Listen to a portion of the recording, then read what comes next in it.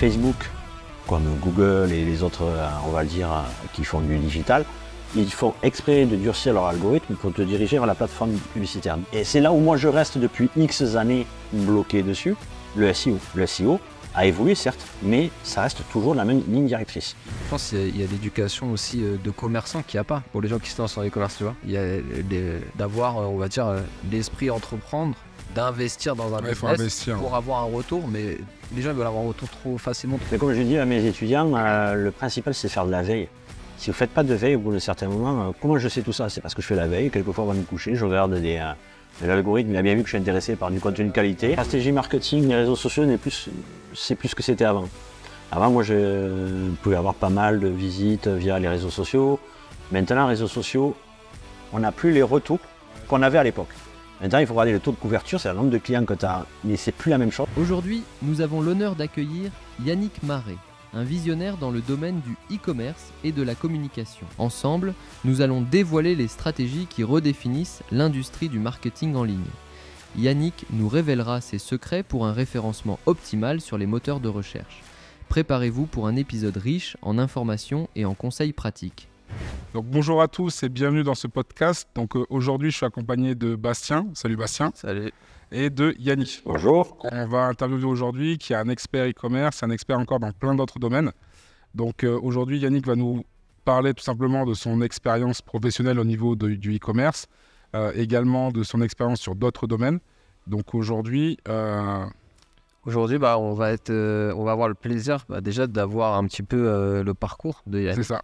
Puisque c'est un précurseur du e-commerce, vous allez le découvrir dans cet épisode. Et après, on parlera un petit peu de ce qui se fait actuellement dans le e-commerce d'aujourd'hui et son avis sur ce qui se passe aussi. C'est ça. Ok. Alors Yannick, si tu veux, tu peux te présenter et explique-nous un petit peu comment tu t'es lancé dans cet univers du e-commerce. Pas de souci. Donc j'ai 47 ans, je suis de Perpignan et j'ai commencé le e-commerce un peu par hasard en 2008. Et mon parcours, il est complètement atypique. J'ai pas du tout fait des études pour ça. J'ai fait, on va dire, quelques études complètement différentes, mais complémentaires. J'ai fait un bac à l'époque commerce, un BTS force de vente. Je me suis dit, bon, qu'est-ce qu'on pourrait vendre? On est dans une région touristique à Perpignan, un BTS tourisme. Et après 2 années en licence d'espagnol. Et à la fin, j'ai terminé dans une société de prêt-à-porter, dans même plusieurs. Et pendant 15 ans, j'ai travaillé dans le prêt-à-porter. D'accord. Donc tu as déjà un peu la fibre commerciale. La fibre commerciale, je l'ai, oui. Déjà, c'est ça. Un peu comme toi. Hein. Ouais, ça, je fais de la vente aussi, effectivement. Il n'y a que moi qui est zéro. Hein. Un bon coach. Enfin, ok. Et donc, du coup, tu travailles 15 ans dans le vêtement. Et après, tu as une transition à quel moment? La transition s'est faite pendant que je bossais dans le prêt-à-porter. En gros, mon premier boulot, quand j'étais tout jeune, c'était animateur dégustateur en vin. Et en plus, je n'aimais pas le vin. Et j'en vendais. Okay. Et mon père travaillait dans le vin. Et à un moment donné, je commençais à m'intéresser à Internet. Et je cherche les vins d'ici sur Internet. Et je fais, il n'y a pas de site. Il y a une référence par-ci, une référence par-là. Il n'y a pas de site spécialisé réellement que sur les vins du Roussillon. Donc, je me suis dit, ce serait pas bête de sortir un site sur ça. Donc, je partais de zéro. Hein. Je connaissais rien du tout. À l'époque, WordPress, je n'avais jamais entendu parler, Presta non plus. C'est en quelle année? 2008. En 2008, ouais, quand même. Ouais, donc il y avait déjà moins de tutos sur YouTube, il y avait moins d'infos que maintenant. Même la solution WordPress, et PrestaShop, je l'ai pris beaucoup plus tard. À l'époque, je travaillais avec TwoWeb Loyan. C'était... Ok. C'est un dinosaure. On l'appelle le papa du web. Ouais. Le début. Ok. Et donc, je me suis... au tout début, j'ai suivi pas mal de... On va dire, je ne vais pas dire des influenceurs, mais des personnes qui travaillent dans le web. Il y a une personne, je ne sais plus comment il s'appelle, il est décédé. Et lui, il était spécialisé à l'époque, achat, revente de noms de domaine. Donc, j'ai commencé à mettre un peu les pieds dans le web marketing comme ça. Et j'ai appris par là, après j'ai suivi une autre personne, et ainsi de suite. Et après, tous les soirs, après mes 35 heures de boulot dans la semaine, et tous les soirs, je faisais mon site. Mais avant de faire le site, j'ai eu tout un process où je me suis dit, bon, comment je vais faire? C'est les États-Unis, déjà, le dropshipping était déjà bien lancé. En 2008 déjà? Ah oui, moi en 2008, c'était dropshipping. J'ai pas fait autrement, mais après, j'ai fait du dropshipping amélioré par rapport à l'époque. Je vais l'expliquer comment j'ai fait. C'est qu'au tout début, j'ai fait une carte de visite toute bête. Je suis allé au Salon du Vin à Montpellier où il y avait les domaines locaux et les producteurs d'ici.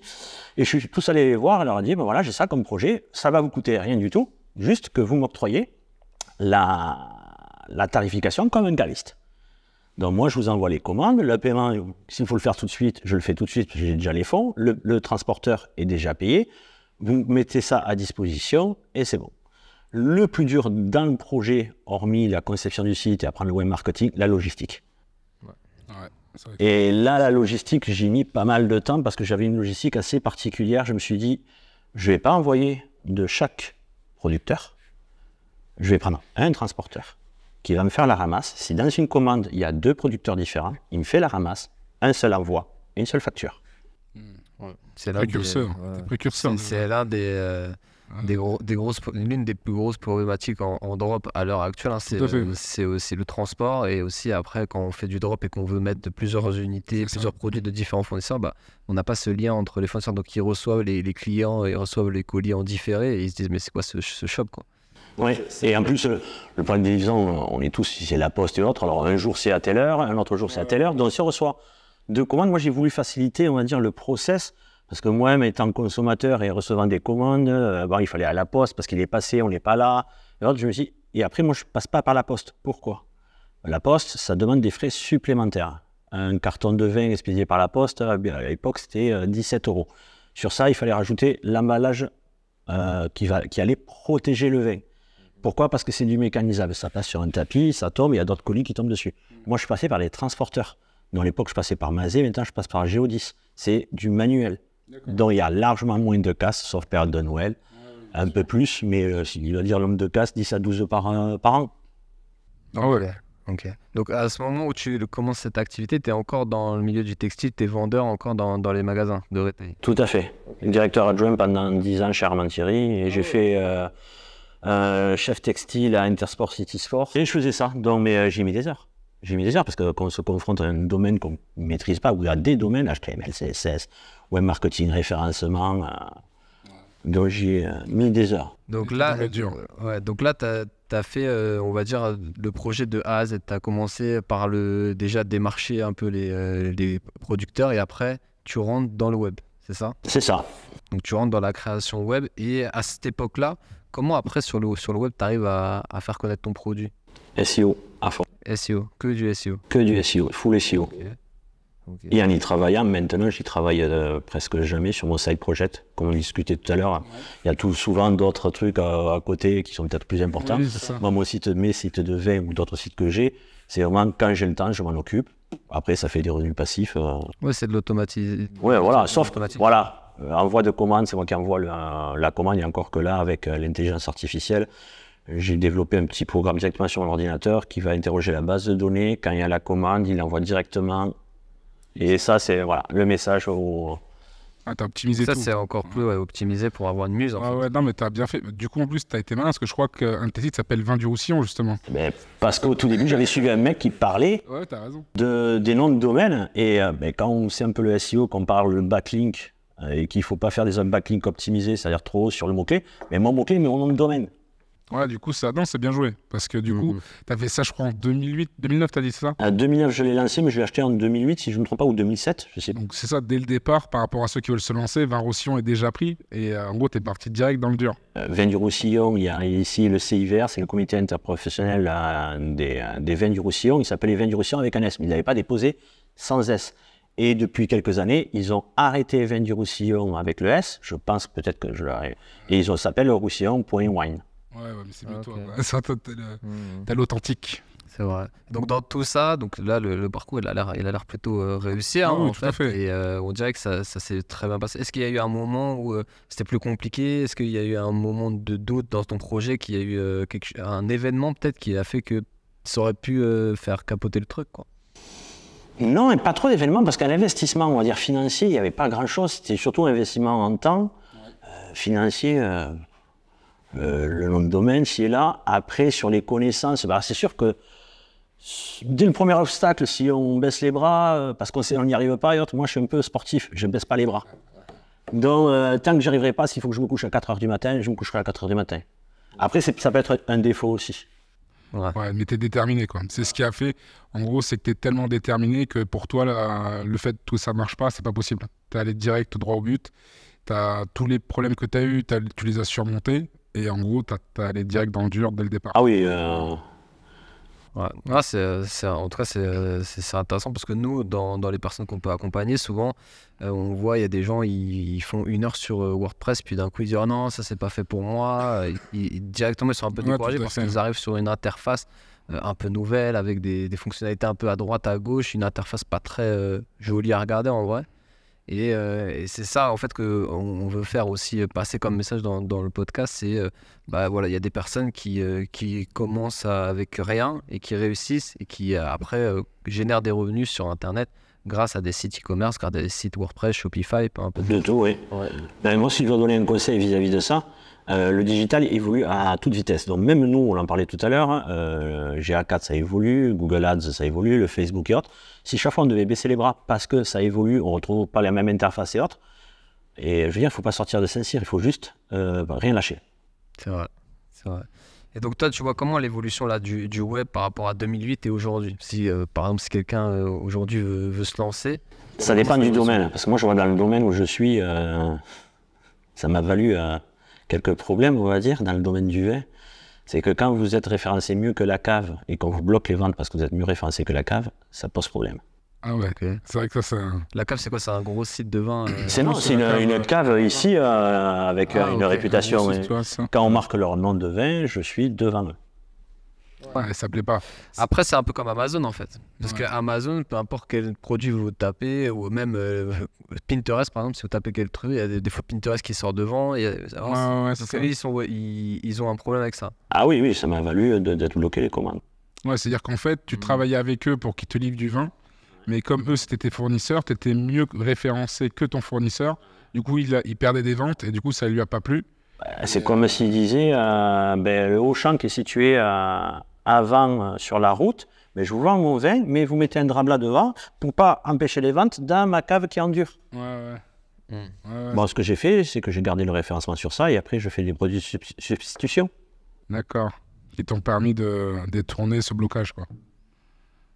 Pas les mêmes vins, mais vendre des vins équivalents. D'un côté, c'est bête de leur part, parce que du coup, ce qui se passe, c'est qu'ils bloquent des ventes, parce que même si tu es mieux référencé qu'eux, mine de rien, tu commandes chez eux de toute façon, et tu achètes le vin chez eux. Donc ça veut dire que si tu vendais leur vin, ils auraient quand même gagné de l'argent. Et surtout qu'à notre époque, une petite vente, on peut pas, il y a une petite ou une plus grosse. Parce que moi, je vends aux particuliers. Oui, parce que c'est vrai que je n'en ai pas parlé, je vends aux particuliers par carton de 6. Parce que quelqu'un qui va acheter des vins du Roussillon, il faut qu'il soit connaisseur. Donc, c'est vraiment un persona spécialisé. Donc, il ne va pas dépenser, je ne sais pas si la bouteille vaut 20-30 €, 120 € dans un carton, s'il ne connaît pas le vin. Donc, voilà, ce n'est pas des petits volumes. Je ne fais pas une bouteille, je ne vends pas la bouteille. Quand je vends une bouteille, c'est une bouteille de champagne, des gros Magnum ou autre. Parce que là, c'est déjà un prix à 120 € le Magnum, oui. Mais moi, je me suis spécialisé dans ça parce que je me suis dit, je ne vais pas leur demander de panacher parce que ça va leur demander du travail. Et on sait que les viticulteurs ici ne sont pas comme en Bourgogne, comme à Bordeaux, où ils ont des moyens financiers pour avoir quelqu'un qui travaille. Voilà, ils sont limités. Qui dit limité, j'essaie de faciliter leur process. D'accord. Et ton projet là, donc vin du Roussillon, pardon. Tu ne l'as pas développé nationalement, par exemple à Bordeaux ou dans d'autres régions? Non. Parce que j'en ai développé un autre entre-temps, dans le vin. Ah, ok, donc un autre projet. En 2011, pareil, ma sœur me dit, Yannick, tu devrais t'intéresser aux vins aromatisés. Donc le plus connu est Rosé Pamplemousse. J'ai déposé rosépamplemousse.com.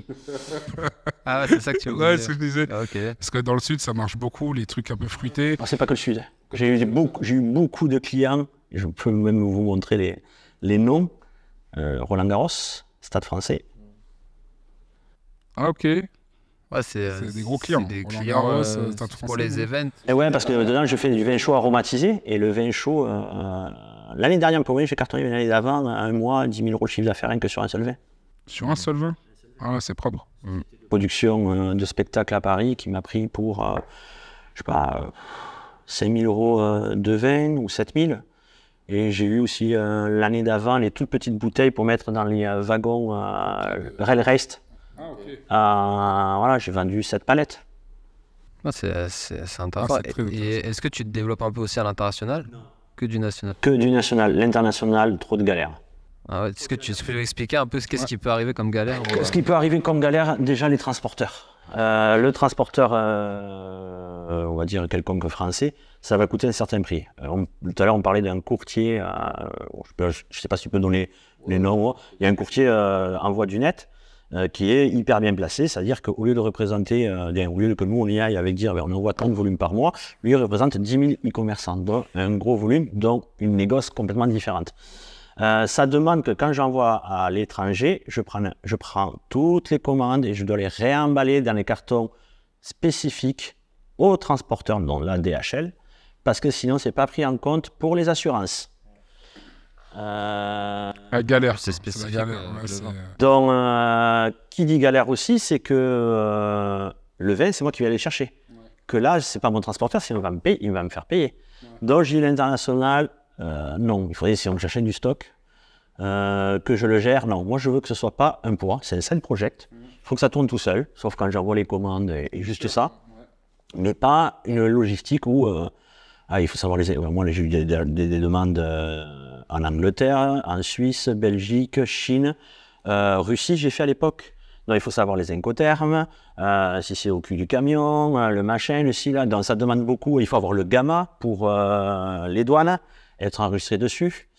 Et il faut savoir que quand je vendais, là je vais arrêter le principe, les gens pouvaient venir le retirer parce que ma clientèle principale c'est en dehors de Perpignan et ici. Mais si quelqu'un vient chercher le vin, il faut que j'ai une petite licence à emporter. Ah ok. Ah ouais, c'est spécifique à la vente d'alcool. Ouais, c'est ça, pour la vente d'alcool. Là, t'as pas besoin de licence pour vendre sur... Non, mais j'ai quand même une licence à emporter parce qu'à l'époque, quand un touriste venait là, il voyait mon site, plus d'une fois ça m'arrive, on m'appelle, on pense que je suis un gros domaine ou autre, parce que je suis bien placé, je fais oui, mais il faut un délai, laissez-moi le temps d'aller le chercher, voilà. Et j'ai des personnes, je dirais les petits vieux, moi j'ai des gens qui sont pas d'ici, ils viennent en vacances, ils vont à Canet. Allez, je vous prends 30 bouteilles, parce que je remonte du Muscat de Rivesaltes chez ma famille en Dordogne ou autre. Donc voilà. Ah, c'est cool.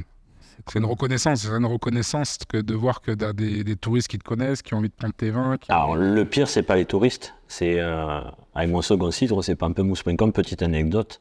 J'étais en train de travailler et là, mon téléphone sonne. Bonjour, ici Capital. On fait les produits stars de l'été. On va faire les émissions et on aimerait bien, vu que le rosé pamplemousse fait partie les vins aromatisés, fait partie des vins qui sont beaucoup vendus pendant l'été et tout ça. On voudrait venir filmer votre entreprise. Vous savez quoi? Vous allez filmer mon bureau et mon écran. J'ai rien d'autre. J'ai pas de stock. Ah ok. Ils t'ont pas cru, je parie au départ. Si, ils m'ont cru. Non, moi j'ai aucun stock. J'ai aucun stock. J'ai démarché. Même à l'époque, je vendais, je sais pas, vous devez connaître Ice Tropé. C'est une petite bouteille comme ça de vin aromatisé, rosé, un peu haut de gamme. Mais ça s'essouffle un peu selon les... Ouais, ça dépend dans les périodes. Des tendances un peu. C'était une tendance. Surtout qu'il y a eu une réglementation où il fallait être en dessous de tant de degrés, sinon ils payaient plus, voilà. Ah ouais. Ah, alors, ton père il était dans le vin, c'est ça? Il était commercial dans le vin. Et du coup, tu as été plus attiré par le côté commercial et la vente sur Internet que par faire toi après avoir des vignes à toi, lancer ta production de vin? Plutôt manuel, non, du tout. C'est pareil, femme adulte. Moi, monter un meuble, ça va vite me gaver, mais me casser la tête sur un problème sur un site Internet... Ouais, t'adores ça. Ouais, pas m'adorer, je sais pas si c'est le terme, mais je serais beaucoup plus patient. Ouais. C'est marrant, ok. Et dans l'avenir, tu souhaites pas développer toi ton propre réseau de vin, ta propre marque? Un collègue est en train de me chauffer pour faire notre propre vin chaud. Parce que quand on voit les ventes que j'ai pu faire et combien vous, parce que je vends par carton de 6, cubi de 10 litres. Et quelquefois, vous avez les bateaux mouches à Paris qui m'ont commandé et c'est par coup de 10 cubis, 300 litres de vin chaud. Donc on est en train de se tâter, il a la bipeuse pour mettre en bib. Il a l'étiqueteuse, il faut juste qu'on aille pas trop loin d'ici apporter le vin de notre fournisseur pour savoir les degrés de tel produit, de tel machin. Mais bon, ça demande du temps et comme on disait tout à l'heure, quelquefois il y a d'autres projets qui passent. Parce que j'ai cru comprendre en termes de projet, parce que tu as le vin, mais je crois que tu es aussi. Tu as une agence de com, il me semble. Et je crois aussi que tu es aussi prof à l'IDEM, il me semble aussi. Alors, prof, je suis formateur intervenant à l'IDEM.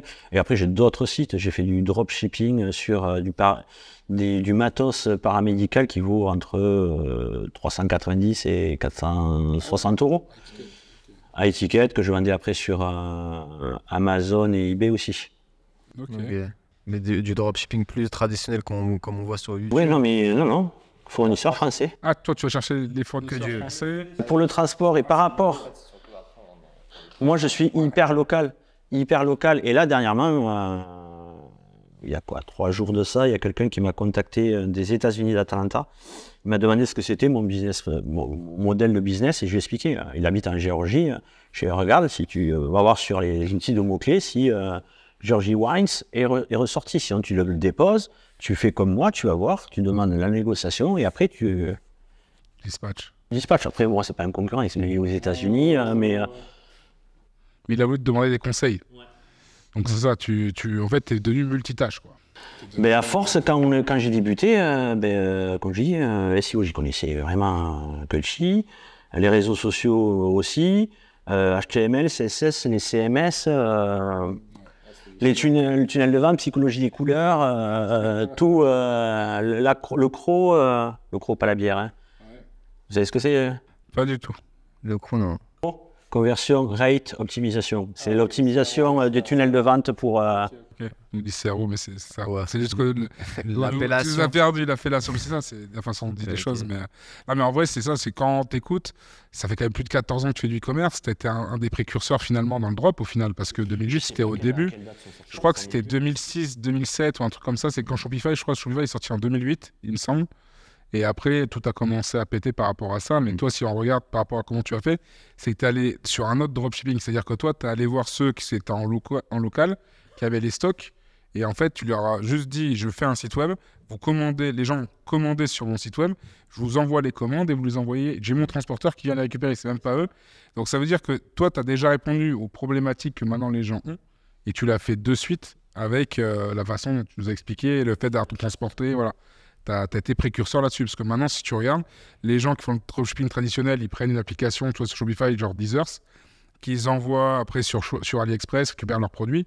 Ils ont 10 000 fournisseurs, mais toi, dès le départ, et alors ça date de 2008 et en 2023, toi, tu avais déjà pallié ce problème-là en prenant un fournisseur et en faisant du local, tu vois. Parce que maintenant, il y en a beaucoup qui donnent des conseils, trouver des fournisseurs locaux. Mais moi, j'ai pensé, je me suis dit, c'est à l'opposé, le transport en plus, on n'avait pas trop de retours à cette époque. Je me dis, mais les gens, ils vont attendre combien de temps? Ça vient de Chine. Est-ce que ça va être de bonne qualité? Est-ce qu'il n'y a pas quelque chose autour de toi qui correspond et qui a de la recherche? On habite dans une région touristique. Combien de gens du reste de la France viennent à Argelès, viennent sur la côte, consomment les vins et veulent acheter? C'est comme ça que j'ai fait. Après, j'ai d'autres sites internet où j'ai déposé des noms de domaine qui vont me faire grincer les dents, mais où je vais multiplier en gros mes parts de marché. J'ai vin du Roussillon, qui est le Roussillon, mais dans les vins du Roussillon, il y a le Muscat de Rivesaltes. Je ne sais pas si vous connaissez. Si, moi je connais. Ouais, mais j'ai déposé muscadrivesaltes.fr, ça m'appartient. Ça okay. Banyuls 20, 4400 recherches par mois, je l'ai déposé, il m'appartient. Donc en gros, avec une seule boutique, c'est là où il faut être un peu... Avec une seule boutique PrestaShop, on peut faire des multi-boutiques. Donc c'est-à-dire que tel catalogue, on le met là. Bon, bien sûr, je ne vais pas faire du dupliqué en termes de contenu, je vais juste le reformuler. Mais en gros, c'est comme si j'étais référencé à Auchan, puis après un peu à Carrefour Market, à Casino. Je veux vente-champagne.fr, ça m'appartient. J'ai, je sais pas... Mais là, tu t'achètes les noms de domaine en 2023 ou tu les as déjà... Ça fait des années. Ça fait des années, j'en ai à foison. Et c'est pour pas qu'on te les pique. Ouais, t'as anticipé le truc en fait. T'as été très malin, t'as tout anticipé 10 ans avant tout le monde. Du coup, quand les gens ils veulent acheter, ils sont couillés. Ils peuvent pas... Ou soit ils doivent te racheter le nom de domaine très cher, je suppose. Okay. Ouais, après, il y a t'as fait un autre business. Prends des noms de domaine qui sont socialvideo.com, personne ne l'avait pris, je l'ai pris. Ah ouais. Moi, j'ai fait un truc comme ça. Formationsiteinternet.com. Je l'ai acheté. Ouais, après, c'est des mots-clés qui ressortent. Je fonctionne beaucoup. Après, on dit que Google, Les EMD, pour ceux qui ne connaissent pas, c'est le mot-clé dans le nom de domaine. On dit que ça ne fonctionne pas. Ça fonctionne très très bien. Alors, c'est pas parce qu'on va avoir le nom de domaine avec le mot-clé dedans qu'on va être premier, mais je trouve que si on n'y va pas comme un bourrin et qu'on fait bien, après aussi, on met bien en place les recommandations de Google, on peut bien ressortir. Et moi, je crois que ça fonctionne beaucoup comme ça. J'ai un petit client local, il fait les BTP, mais quand on tape BTP Perpignan, il est sur la première page de Google. Ouais. Ok. Du coup, donc ça fait maintenant plus de 20 ans que tu es dans la vente, mais après 14 indépendant. Ouais. C'est quoi le plus gros challenge quand on se lance seul? La connaissance. Avoir les compétences. Ouais. Et pas avoir peur de les développer et de se casser la tête. En réalité, là où j'en suis à l'heure actuelle, c'est parce que j'ai rencontré beaucoup d'échecs. Et les échecs, on essaye de les surmonter, on apprend et ainsi de suite. Mais en termes d'échecs, c'est quoi? Tu as des échecs dans des projets que tu as lancés? Non, les échecs de ne pas arriver tout de suite, parce que vu qu'on n'a pas les connaissances... Ok. Et les connaissances qu'il faut, tu as dû bûcher, entre guillemets. Dû batailler, honnêtement, je peux vous assurer que... 2008, ça devait être plus difficile déjà l'information, d'avoir des compétences gratuites sur Internet comme on a aujourd'hui. Parce qu'aujourd'hui, en fait, on peut vraiment avoir toutes les compétences... on va dire sur YouTube ou même sur des articles, etc. Après, il y a les programmes de formation en plus complémentaires qui proposent parfois un cursus planifié avec un accompagnement à côté. Mais en vrai, avant, il n'y avait pas tout ça parce qu'il n'y avait pas autant de connaissances sur le web au final. Non, mais beaucoup en France. Parce que si on prend les États-Unis qui sont quand même qui ont une avance sur nous, moi je suivais quand même des mecs aussi aux États-Unis et les mecs en France que je suivais des mecs aussi aux États-Unis. Donc, quelque part, même maintenant à l'heure actuelle, on veut savoir comment faire ci. On vous dit il faut suivre un tel. Oui, qui lui-même va suivre des Américains. Ok. Et est-ce que tu penses que c'est ça qui t'a tourné vers aujourd'hui faire de l'accompagnement? Pas du tout. Non. C'est quoi qui t'a entraîné à devenir... J'avais la connaissance, mais à un moment donné, je me disais... Il me manque un cadre de travail. Donc, j'ai voulu faire une formation. J'ai fait une formation à l'IDEM de la première qu'il y avait à l'époque de Community Manager, parce que je connaissais déjà un peu les CMS, le web marketing avec le SEO et tout. Et j'ai fait le Community Manager et les premiers cours, on m'a viré. T'as viré pourquoi? Parce que j'étais au-dessus de la prof l'année d'après, c'est moi qui l'ai remplacé. Ah, ok. Et depuis, je suis intervenant à l'IDEM. Ça fait combien de temps que tu fais ça du coup maintenant? 2014. Ah, quand même. Ok. Et du coup, tu as développé un nouveau business, c'est-à-dire que du coup, tu as créé ton agence de consulting du coup l'agence de com, mon frère, il avait commencé à mettre le pied dedans, lui aussi, on est tous les deux parce qu'on travaille en famille. Okay. Il m'a dit, vu que mon boulot de prêt-à-porter s'est arrêté pour X raisons, je l'ai rejoint, on a commencé à développer, on a eu des clients en Hollande, en Espagne, aux États-Unis. Ok. Ah, mais ça, c'est plutôt cool. On a chacun nos side projects.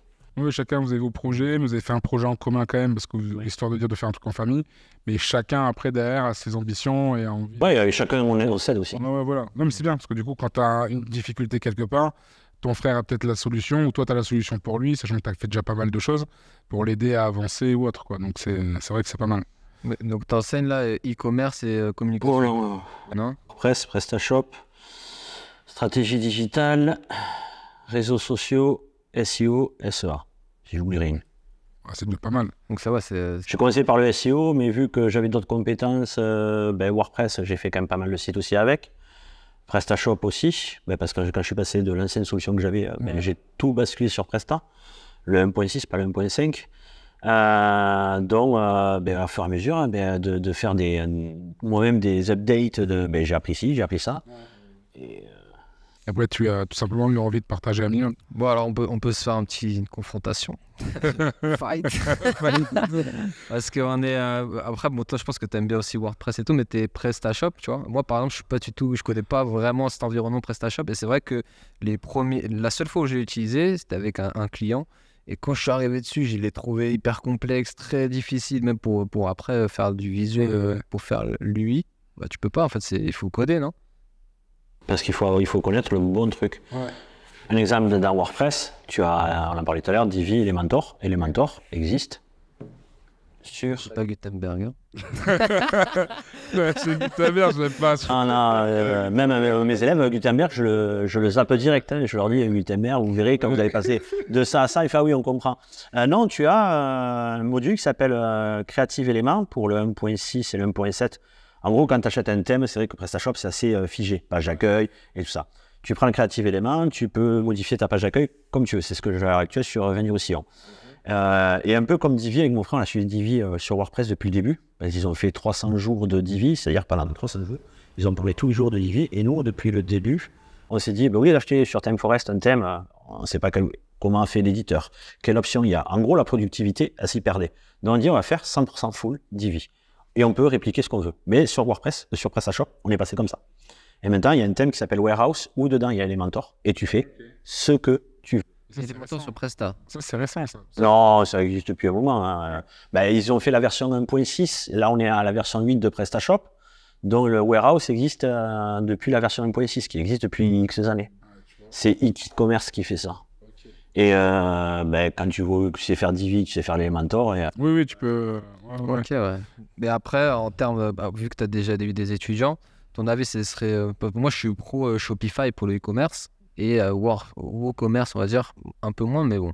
Et est-ce que, à ton avis, c'est intéressant de passer sur PrestaShop plutôt que WordPress? À quel moment on passe sur PrestaShop Pour un débutant, je dirais WordPress. Pourquoi?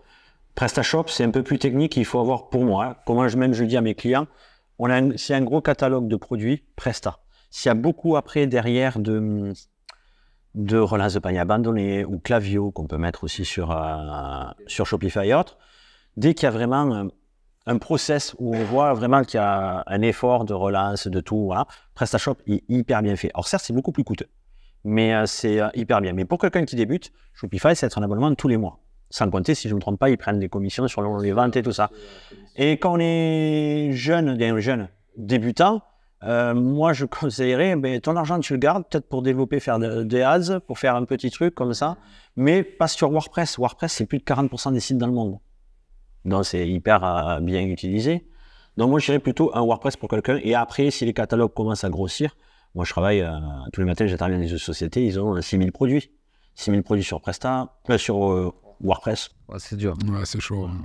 Sachant qu'ils sont reliés à des marketplaces, les commandes retombent dessus. Donc, il faut trouver le bon logiciel qui fasse la passerelle dessus.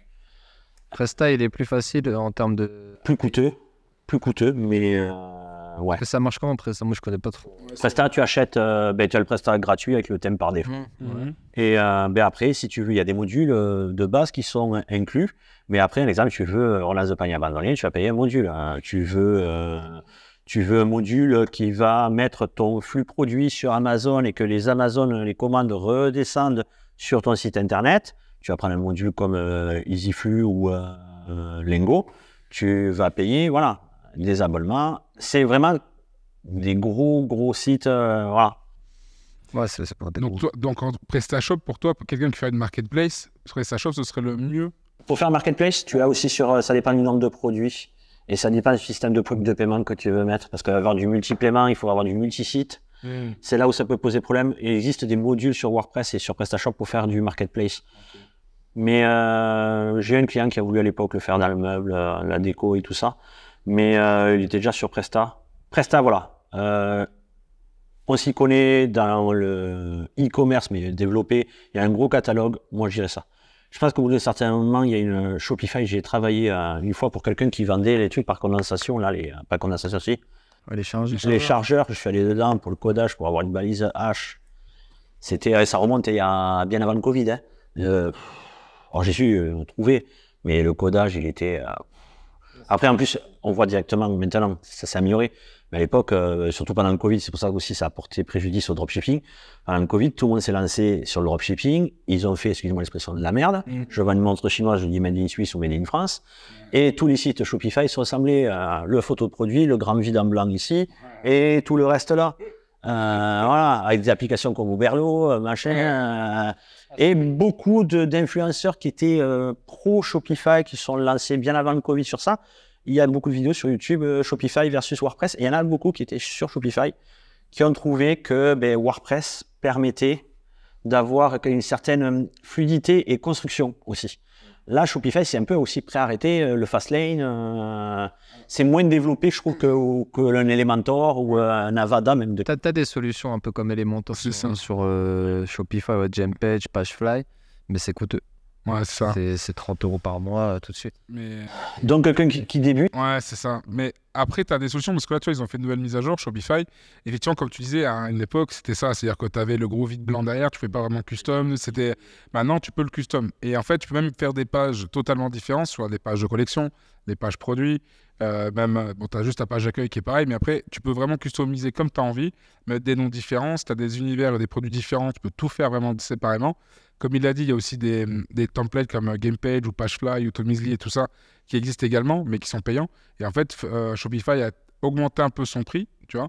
Mais derrière, ils ont rajouté ces solutions-là, même avant, par exemple, pour les paiements en une fois. Tu sais, parce qu'avant, pour la passerelle pour le paiement, c'était en 3 étapes. Tu vois, pour passer ton paiement, tu prenais l'adresse de livraison, tu rentrais tes informations, tu vois, l'étape de paiement. Il y avait 3 trucs. Presta, tu as la solution, tu fais... Et là, en fait, maintenant, Shopify l'a mis en place. Bon, ils ont mis 3 ans pour le mettre en place. Avant, il y a des solutions que nous, on utilisait comme Checkoutix ou Dromitem, tu vois, qui te permettaient de faire ça en une fois. Mais comme on a discuté, ils perdaient trop de data, tu vois. Parce qu'en fait, comme c'était une application externe, dès que les gens allaient payer, forcément, le pixel Facebook, il ne la captait pas parce qu'il était sur notre site et du coup, ça sautait. Et du coup, on perdait la data. Ouais, voilà, ça perdait la data. Et du coup, maintenant, ils ont tout mis, parce que c'était une grosse demande depuis plus de 3 ans. Maintenant, tout est en une fois, tu vois. Donc, ils sont améliorés. Après, comme il a dit, c'est vrai que ça reste un coût, parce que ça peut être 29 ou 39 € par mois. Sans compter les commissions sur la vente, si je... C'est 1,5. Ouais, c'est ça. Plus tu... T'as Stripe. Après, t'as Stripe, il fera 1,8. Ça dépend de la formule d'abonnement. C'est ça. C'est ça. Et plus tu prends une formule élevée, t'as 2, après t'as 1, après t'as 0,5. Et ça dépend du chiffre d'affaires. Tu vois, quelqu'un qui fait 200 ou 300 balles par mois ou par jour, tu vois, il prend l'autre, il va pas perdre beaucoup. Maintenant, si tu commences à faire du 10-15 000 € par mois, effectivement, 1,8, ça commence à faire, tu vois, et ainsi de suite. Donc, c'est à toi de switcher, de prendre la formule au-dessus où ils prennent moins de commissions. Mais c'est à toi de voir si ça... Ou directement, si est-ce qu'ils ont les modules de banque, Shopify? Alors là, tu peux intégrer. Ouais. Parce qu'après, ça demande juste l'abonnement. Ça, c'est pas dépendant. Non, ça, parce qu'en fait, même si tu mets ton module de banque, ça, c'est dépendant à Shopify. C'est la commission Shopify. Après, tu as la commission Stripe. La commission Stripe, elle est à 1,25 plus 0,5. 0,25 fixe plus, je crois qu'ils ont augmenté 1,9. C'est pas un 8 Ouais, 8 ou 1,9. Comme un peu, ça se joue avec PayPal. Ouais, ça. Avec 5 centimes. Mais pour quelqu'un qui débute, un exemple, moi je leur dis, passez pas par les modules de banque, que ce soit Shopify, je sais pas, c'est les modules de banque, il faut ouvrir un compte par VPC, je crois que c'est vente correspondance, etc. Ça peut aller de 19 à 24 € par mois, plus le pourcentage, plus la solution fixe. Donc le jour où ils font 0, les pauvres qui commencent, ils vont payer déjà au minimum 20 € par mois. Non, quand vous commencez, petite société, faites un Stripe, un PayPal. Ouais, Stripe, c'est bien. Moi j'aime bien Stripe, je le fais depuis le début, j'aime bien Stripe. Sachant qu'au niveau des banques que tu peux connecter, on a toujours dit d'avoir une seconde banque pour bien différencier le compte perso et le compte pro, tu vois. Et avec toutes les banques qui existent, moi je crois que j'ai commencé, c'était avec N26, tu vois. Il y a N26, il y a Revolut, maintenant tu as Kanto, tu as Shine, il y en a plein. Après, je sais qu'il y a des commissions chez Kanto, ils sont assez chers. Ouais, ils sont très chers, Shine aussi. Mais après, voilà, ce que je veux dire, c'est que moi, en tout cas, N26 Revolut, ils ne vont pas nous sponsoriser si tu dis ça. Hein. Ah, pardon. Je les adore. Venez donner des sous. Ah, ouais, ils sont très bien. Mais en plus, ils font pas mal de pubs, je crois que c'est Kanto qui font à la télé, non Pour les entrepreneurs et tout. Shine, les deux. Shine, en fait, Kanto, il veut être une licorne et ils ont été poussés par Macron et tout. C'est ça. Shine, là, à l'heure actuelle, je crois qu'ils sont, quand ils font les pubs Facebook, ils sont en co... Si, il faut un accompagnement. J'ai vu des pubs. Ah ouais, c'est marqué avec Intel. Ils font des trucs. Mais parce qu'à mon avis, ils se font la guéguerre, tu vois, de savoir qui va choper un tel. Et après, ils adorent les entrepreneurs, parce que les entrepreneurs qui font du e-commerce, comme tu l'as dit, tu vois, on est souvent sur Shopify, mais il y a du WordPress, WooCommerce, même PrestaShop avec ce que tu nous as dit. Donc, en fait, il y a de plus en plus d'e-commerçants. La dernière fois, on a vu ça sur... on avait parlé d'e-commerce. On a fait un podcast là-dessus où on avait analysé que, par exemple, juste Shopify, juste lui, il y avait plus d'1,7 million de sites qui avaient été créés en 2022, ce qui est énorme, tu vois. Donc ça, c'est que Shopify, donc ça compte pas après tout ce qu'il y a eu avec WordPress, WooCommerce, PrestaShop, Magento, tout ça. Donc c'est-à-dire qu'il y a des millions et des millions de personnes qui font des sites e-commerce, donc forcément, les banques ont tout à gagner, tu vois, à choper les commerçants. Non, c'est vrai que c'est fou. Et dans tes étudiants, c'est quoi, on va dire, le point sensible quand tu commences à montrer WordPress, PrestaShop? C'est quoi la plus grosse problématique qu'ils rencontrent? La technique, comme tout à l'heure tu disais, certains ils partent de zéro. Mais j'ai des étudiants qui vont de 20 ans à 57 ans. Ah ouais, donc c'est large. Un peu comme nous.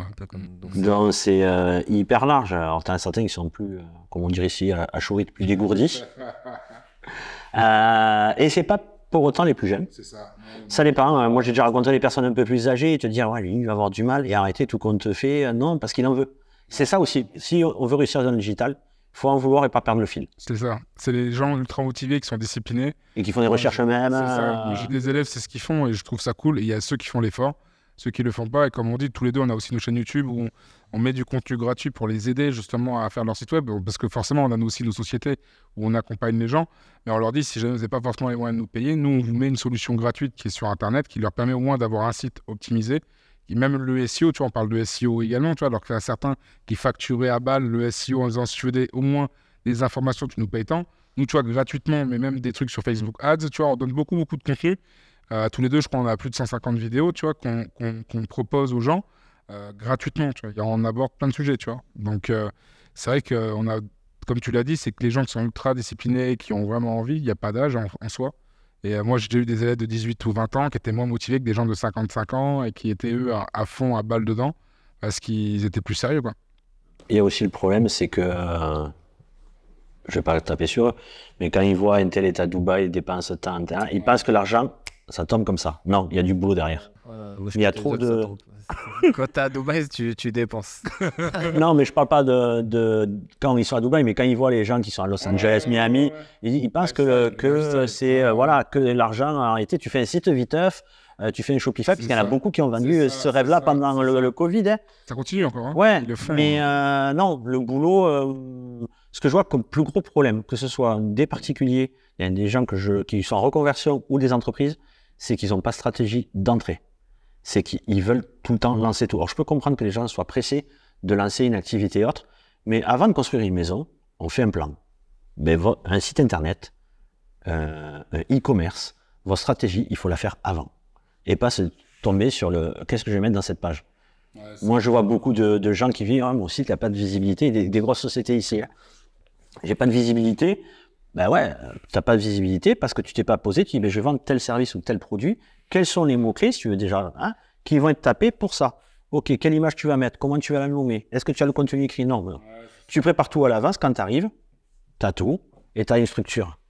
Et il y a beaucoup aussi de formateurs qui disent d'abord, il faut faire l'arborescence. Mais l'arborescence, si on ne parle pas du SEO avant, au bout d'un certain moment, moi, je ne citerai pas la marque, mais ils avaient une catégorie qui s'appelle biscuit. Qui va taper... Ah, mais c'est beaucoup de sites. Qui va taper biscuit sur Internet? Il va avoir des recettes, marmiton, ci et là.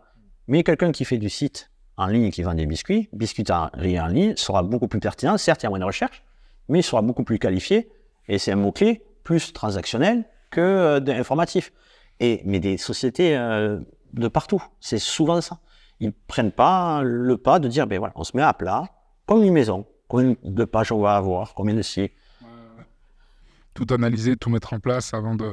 Quand tu dis, c'est faire l'ossature, faire comme quand tu fais une maison, tu fais le plan, et après t'envoies et tu envoies les architectes. Et il y en a beaucoup qui se plantent parce qu'ils veulent avancer tellement vite, ils veulent tellement, entre guillemets, faire de l'argent rapidement, qu'il y en a certains, ça dure même pas un an.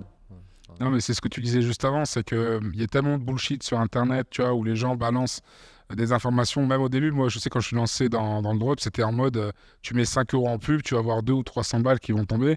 Et en fait, quand tu regardes, c'est pas ça du tout. C'est que, comme on le disait des fois à certains de nos élèves, c'est qu'en fait, tout se vend en réalité. Après, ça va être ton offre marketing, ça va être la façon que tu vas l'emmener, c'est tout ça, tu vois. Parce que quand on regarde bien, tu vas en magasin, il y a tout qui se vend. Ça peut aller du papier toilette jusqu'au shampoing, aux vêtements, il y a tout qui se vend. Donc là, concrètement, c'est que nous, c'est ce qu'on leur explique. Après que le budget, en moyenne, c'est à peu près 50 € par jour, tu vois, pour que ça puisse... Et encore, il y en a qui vont faire plus haut. Voilà, pour du testing, tu vois. Il y en a qui vont à 1 000 € par jour pour faire du broad et laisser l'algorithme de Facebook chercher. Après, tous, c'est ça le souci, tous n'ont peut-être pas les moyens. Bien sûr. Mais il y a des astuces, tu vois. Les petits particuliers, en général, ils n'ont pas les moyens. Ou même s'ils avaient les moyens, par exemple, j'ai déjà parlé à des gens qui avaient un peu de capitaux en réserve, mais ils n'ont pas ce truc de dire je vais dépenser 1 000 € en pub sur une semaine, tu vois, ils vont être frustrés. En fait, ils vont se dire je vais mettre 1 000 €, peut-être qu'ils vont les mettre, et puis après une semaine, ils vont couper, tu vois. Alors qu'en fait, c'est à partir de là que tu commences à avoir tes premières data, tes paniers abandonnés, et que tu peux commencer à travailler, ta base de données commence à s'enrichir. Donc là, tu arrives à faire du mailing derrière. Et en fait, les gens, ils s'arrêtent. J'ai plein comme ça qui m'ont dit ouais, j'ai fait mes premières pubs, j'ai tant de paniers abandonnés, bon ça marche pas et tout. Après je dis est-ce que tu as revu ton parcours utilisateur, ta pub, ton offre, est-ce que le prix est adapté, est-ce que t'as pas mis un prix de livraison trop élevé, est-ce que le temps de livraison il est adapté par rapport à ce que les gens ont besoin. Si tu vends des produits pour moustiques là, au mois d'août qu'il arrive dans un mois, tu vois, le mec il pète un câble. Ouais, voilà, c'est le moment, tu vois. Ouais. Un sortir un business. Quand il y avait Covid, il y a eu les masques. En fait, les masques, si tu les vends aujourd'hui, tu pouvais pas. Alors, les masques, tu pouvais pas. J'ai déjà eu une grosse société. Les masques, Facebook, Google t'empêchaient de faire des ads. Là, tu pouvais pas faire des ads, mais tu pouvais les vendre quand même. Mais faire là. Moi, j'en ai vu sur Snap. Sur Snap, il y en a qui faisaient de la pub pour les masques. Tu vois, sur Snap. Snap, ils ne bloquaient pas. Mais là, Google, je me suis fait. Alors, si. Il a tenté. Oui, mais pour les grosses sociétés, oui, ils faisaient ça, les échantillons de prélèvement. Il suffit que sur la page de destination, il y avait le mot Covid et autres, ils bloquaient, même si c'est dans le nom du produit. Facebook, c'était pareil. Non, ils ont dû avoir l'information. Sauf on faisait des pages de rédirection, il y avait des petites techniques avec les pages de rédirection juste avant. C'est sûr. Donc après, il y a ce truc aussi, je pense, il y a l'éducation aussi de commerçants qu'il n'y a pas pour les gens qui se lancent dans l'e-commerce, tu vois. Il y a d'avoir, on va dire, l'esprit entreprendre, d'investir dans un business pour avoir un retour, mais les gens veulent avoir un retour trop facilement, trop rapidement. C'est ça, sans faire trop d'efforts. Parce qu'il y a aussi le contexte où on voit les vidéos YouTube, on voit un tel sur un tel. Alors peut-être qu'eux, ils ont réussi avec moindre d'efforts, mais c'est pas le cas de tout le monde. Si on ne serait pas là tous... voilà. Mais c'est surtout, moi, ce qui me rend ouf, en fait, c'est des gens qui promettent, tu vois, parce que tu peux faire 10 000 euros tous les mois, 20 000 euros tous les mois, mais tout dépend du budget commercial que tu as mis, parce que les mecs, ils disent pas combien ils ont mis derrière. Et combien de bénéfices ils font, c'est surtout ça. Le mec qui va dire, j'ai fait 500 000 euros, ok. Mais derrière, le mec, s'il faut, il a fait 200 000 euros de publicité, j'en sais rien de ce qu'il a fait, tu vois. Il y en a plein qui disent ça, tu peux faire 10 000 euros par jour avec cette technique, ok. Mais cette technique, est-ce que ça s'adresse à tout le monde? Combien tu as mis, toi, en pub pour avoir ces 10 000 euros-là? Et il n'y a personne qui dit réellement, en fait, combien il met pour faire tant d'euros, tu vois. Comme si c'était tabou, tu vois.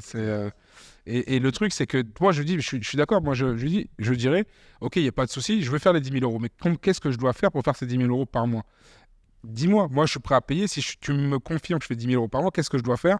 Et si le mec, il dit, bah écoute, il faut mettre 5 000 euros de publicité tous les mois, il faut faire ça, ok, à ce moment-là, tu vois ce que tu fais et tu le fais. C'est rentable, parce qu'entre le coût du produit, les charges. Après, tout dépend du produit, mais on t'explique, tu vois, si tu fais du branding ou pas, si tu fais juste du dropshipping à l'ancienne, ça dépend, on peut faire beaucoup de choses.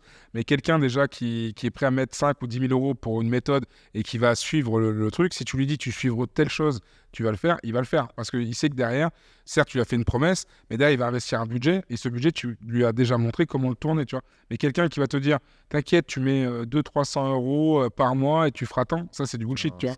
Mais ça n'arrive plus, mais à un moment donné, il y en a qui en parlent. Tu vois, sur Internet, de 0 à 10 000 euros en 3 jours. Ah, ok, tu fais comment, tu vois. Et en fait, c'est juste l'expression, c'est les trucs à clic, tu vois. On va dire le haut, mais en gros, voilà, tu vois, c'est les gens, ils font ça et juste pour cliquer et après, ils vont te vendre des trucs miracles qui n'existent pas, tu vois. Il y a beaucoup de marchands de tapis, de rêves. Bah ouais, parce que eux, leur business model, c'est la formation, c'est l'accompagnement, la formation. Donc après, voir comment ils les accompagnent derrière. Après, peut-être c'est leur offre, peut-être que tu peux faire 10 000 en drop et t'envoies jamais les colis, en fait. Mais ça, j'ai déjà vu un mec qui avait ça. J'ai déjà vu un mec qui avait fait ça avec des pubs TikTok. Il avait gagné 8 ou 9 000 euros en une semaine et demie, je crois. Et après, il a changé de compte Insta. Il m'envoie un truc en disant... j'ai un ami, mon fournisseur ne fait plus les produits. Est-ce que tu penses que c'est grave? Qu'est-ce que je dois faire pour mes clients? Soit tu retrouves un fournisseur, soit tu les rembourses tous. Ok, le mec a fermé la boutique. Et il s'est barré. Il a pris les sous. Une fois que Shopify Payment l'a payé, tu vois, il a fermé son site, il s'est barré. Il y en a eu combien comme ça aussi? Je sais pas, mais à l'époque, il y en a beaucoup. Mais là, moi, je suis, mais attends. C'est pour ça qu'il y a eu un ministre qui était intervenu pour le dropshipping. Il est mal vu. Moi, quelquefois, je fais des bons quand je vois des commentaires. Dropshipping, c'est de la merde, vous vendez des produits de merde. Non, je suis désolé. Moi, je suis un peu cash. Non, moi, je le fais depuis... je me suis intéressé en 2007-2008. Je l'ai sorti en 2009. Si tu le fais intelligemment avec des bons produits, et après, tu peux avoir un produit... Après, les gens, ce qui me fait sortir, c'est de moi. Ouais, mais c'est des produits qu'ils achètent... 1 euro, ils le revendent 10, mais je suis désolé, tu vas faire l'essence en France, on est taxé à 80%.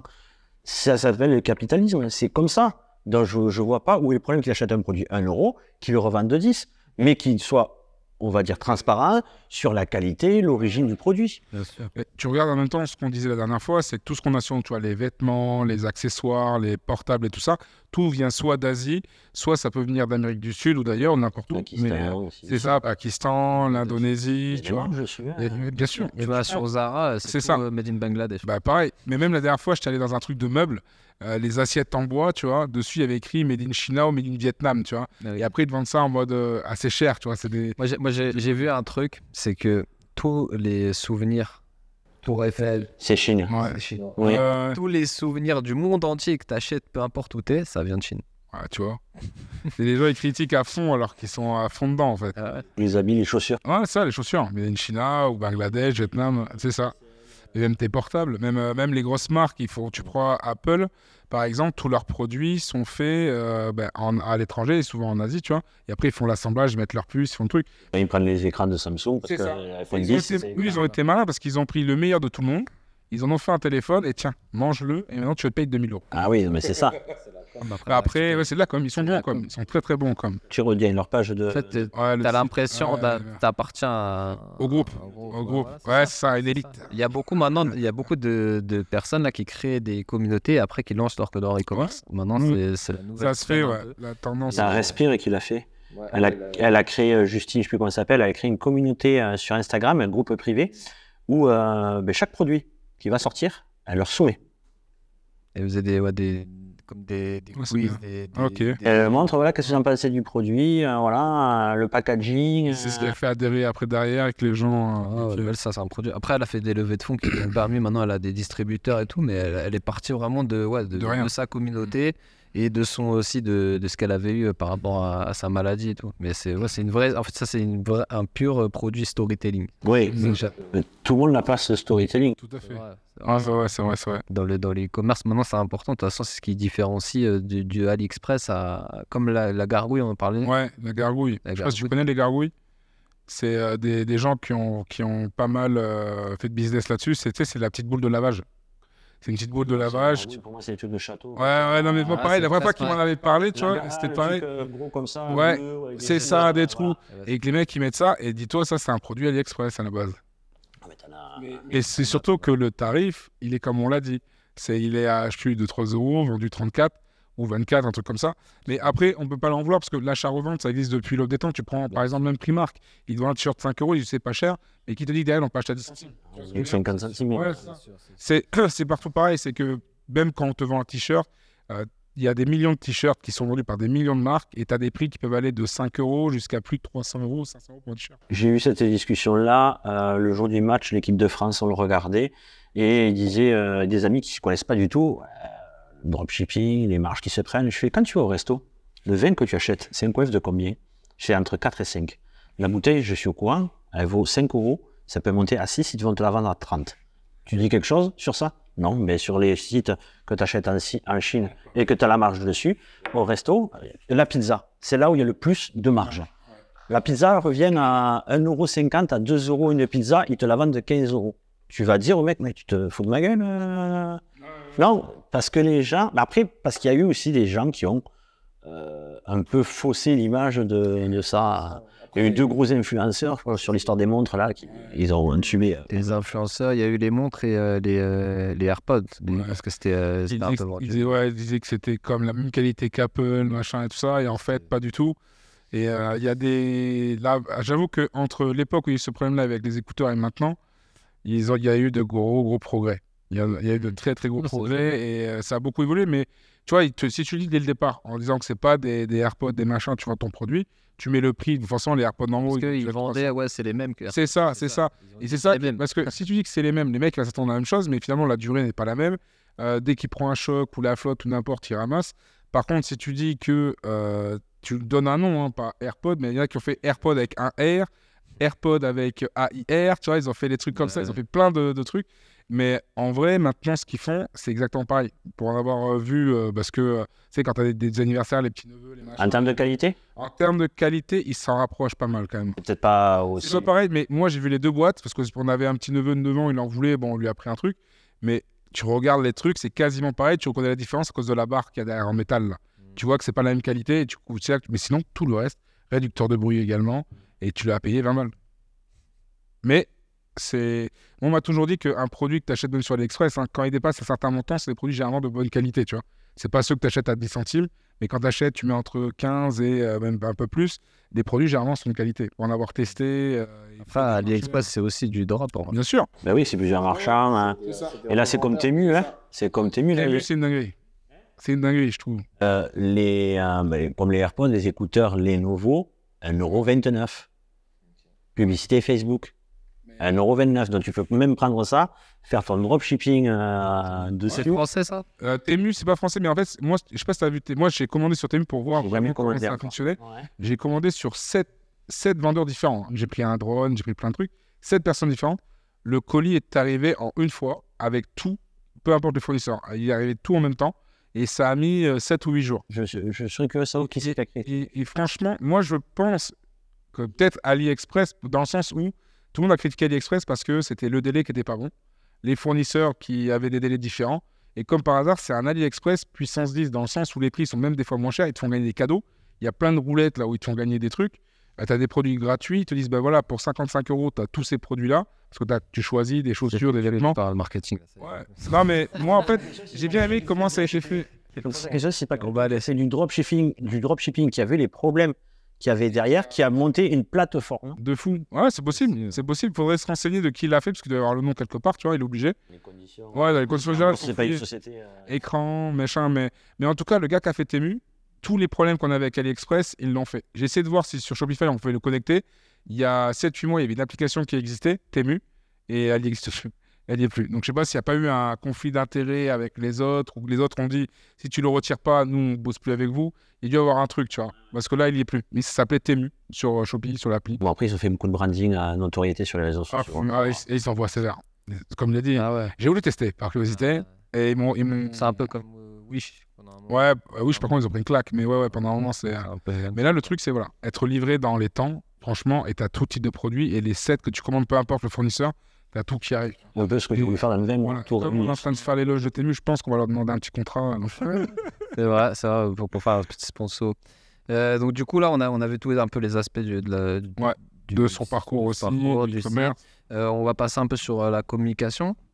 Qu'est-ce que tu penses aujourd'hui de la communication digitale? Est-ce que tu penses qu'il y a certains canaux qui sont plus avantageux que d'autres? On t'a parlé un peu de SEO tout à l'heure, et toi tu avais l'air d'être plus sur cette stratégie, mais est-ce que tu en utilises d'autres? Est-ce que tu en recommandes? À quel moment? Est-ce que tu peux nous parler un peu de toi, ta vision par rapport à la vision de ça? Ouais, stratégie marketing, les réseaux sociaux, c'est plus que c'était avant. Avant, moi, je pouvais avoir pas mal de visites via les réseaux sociaux. Maintenant, les réseaux sociaux, même vous, je pense que quand vous allez, une fois vous mettez un like dans une publication. Sauf quand je vois Flo. Ouais, quand je me matos, j'arrête pas de piquer, j'adore ce qu'il fait.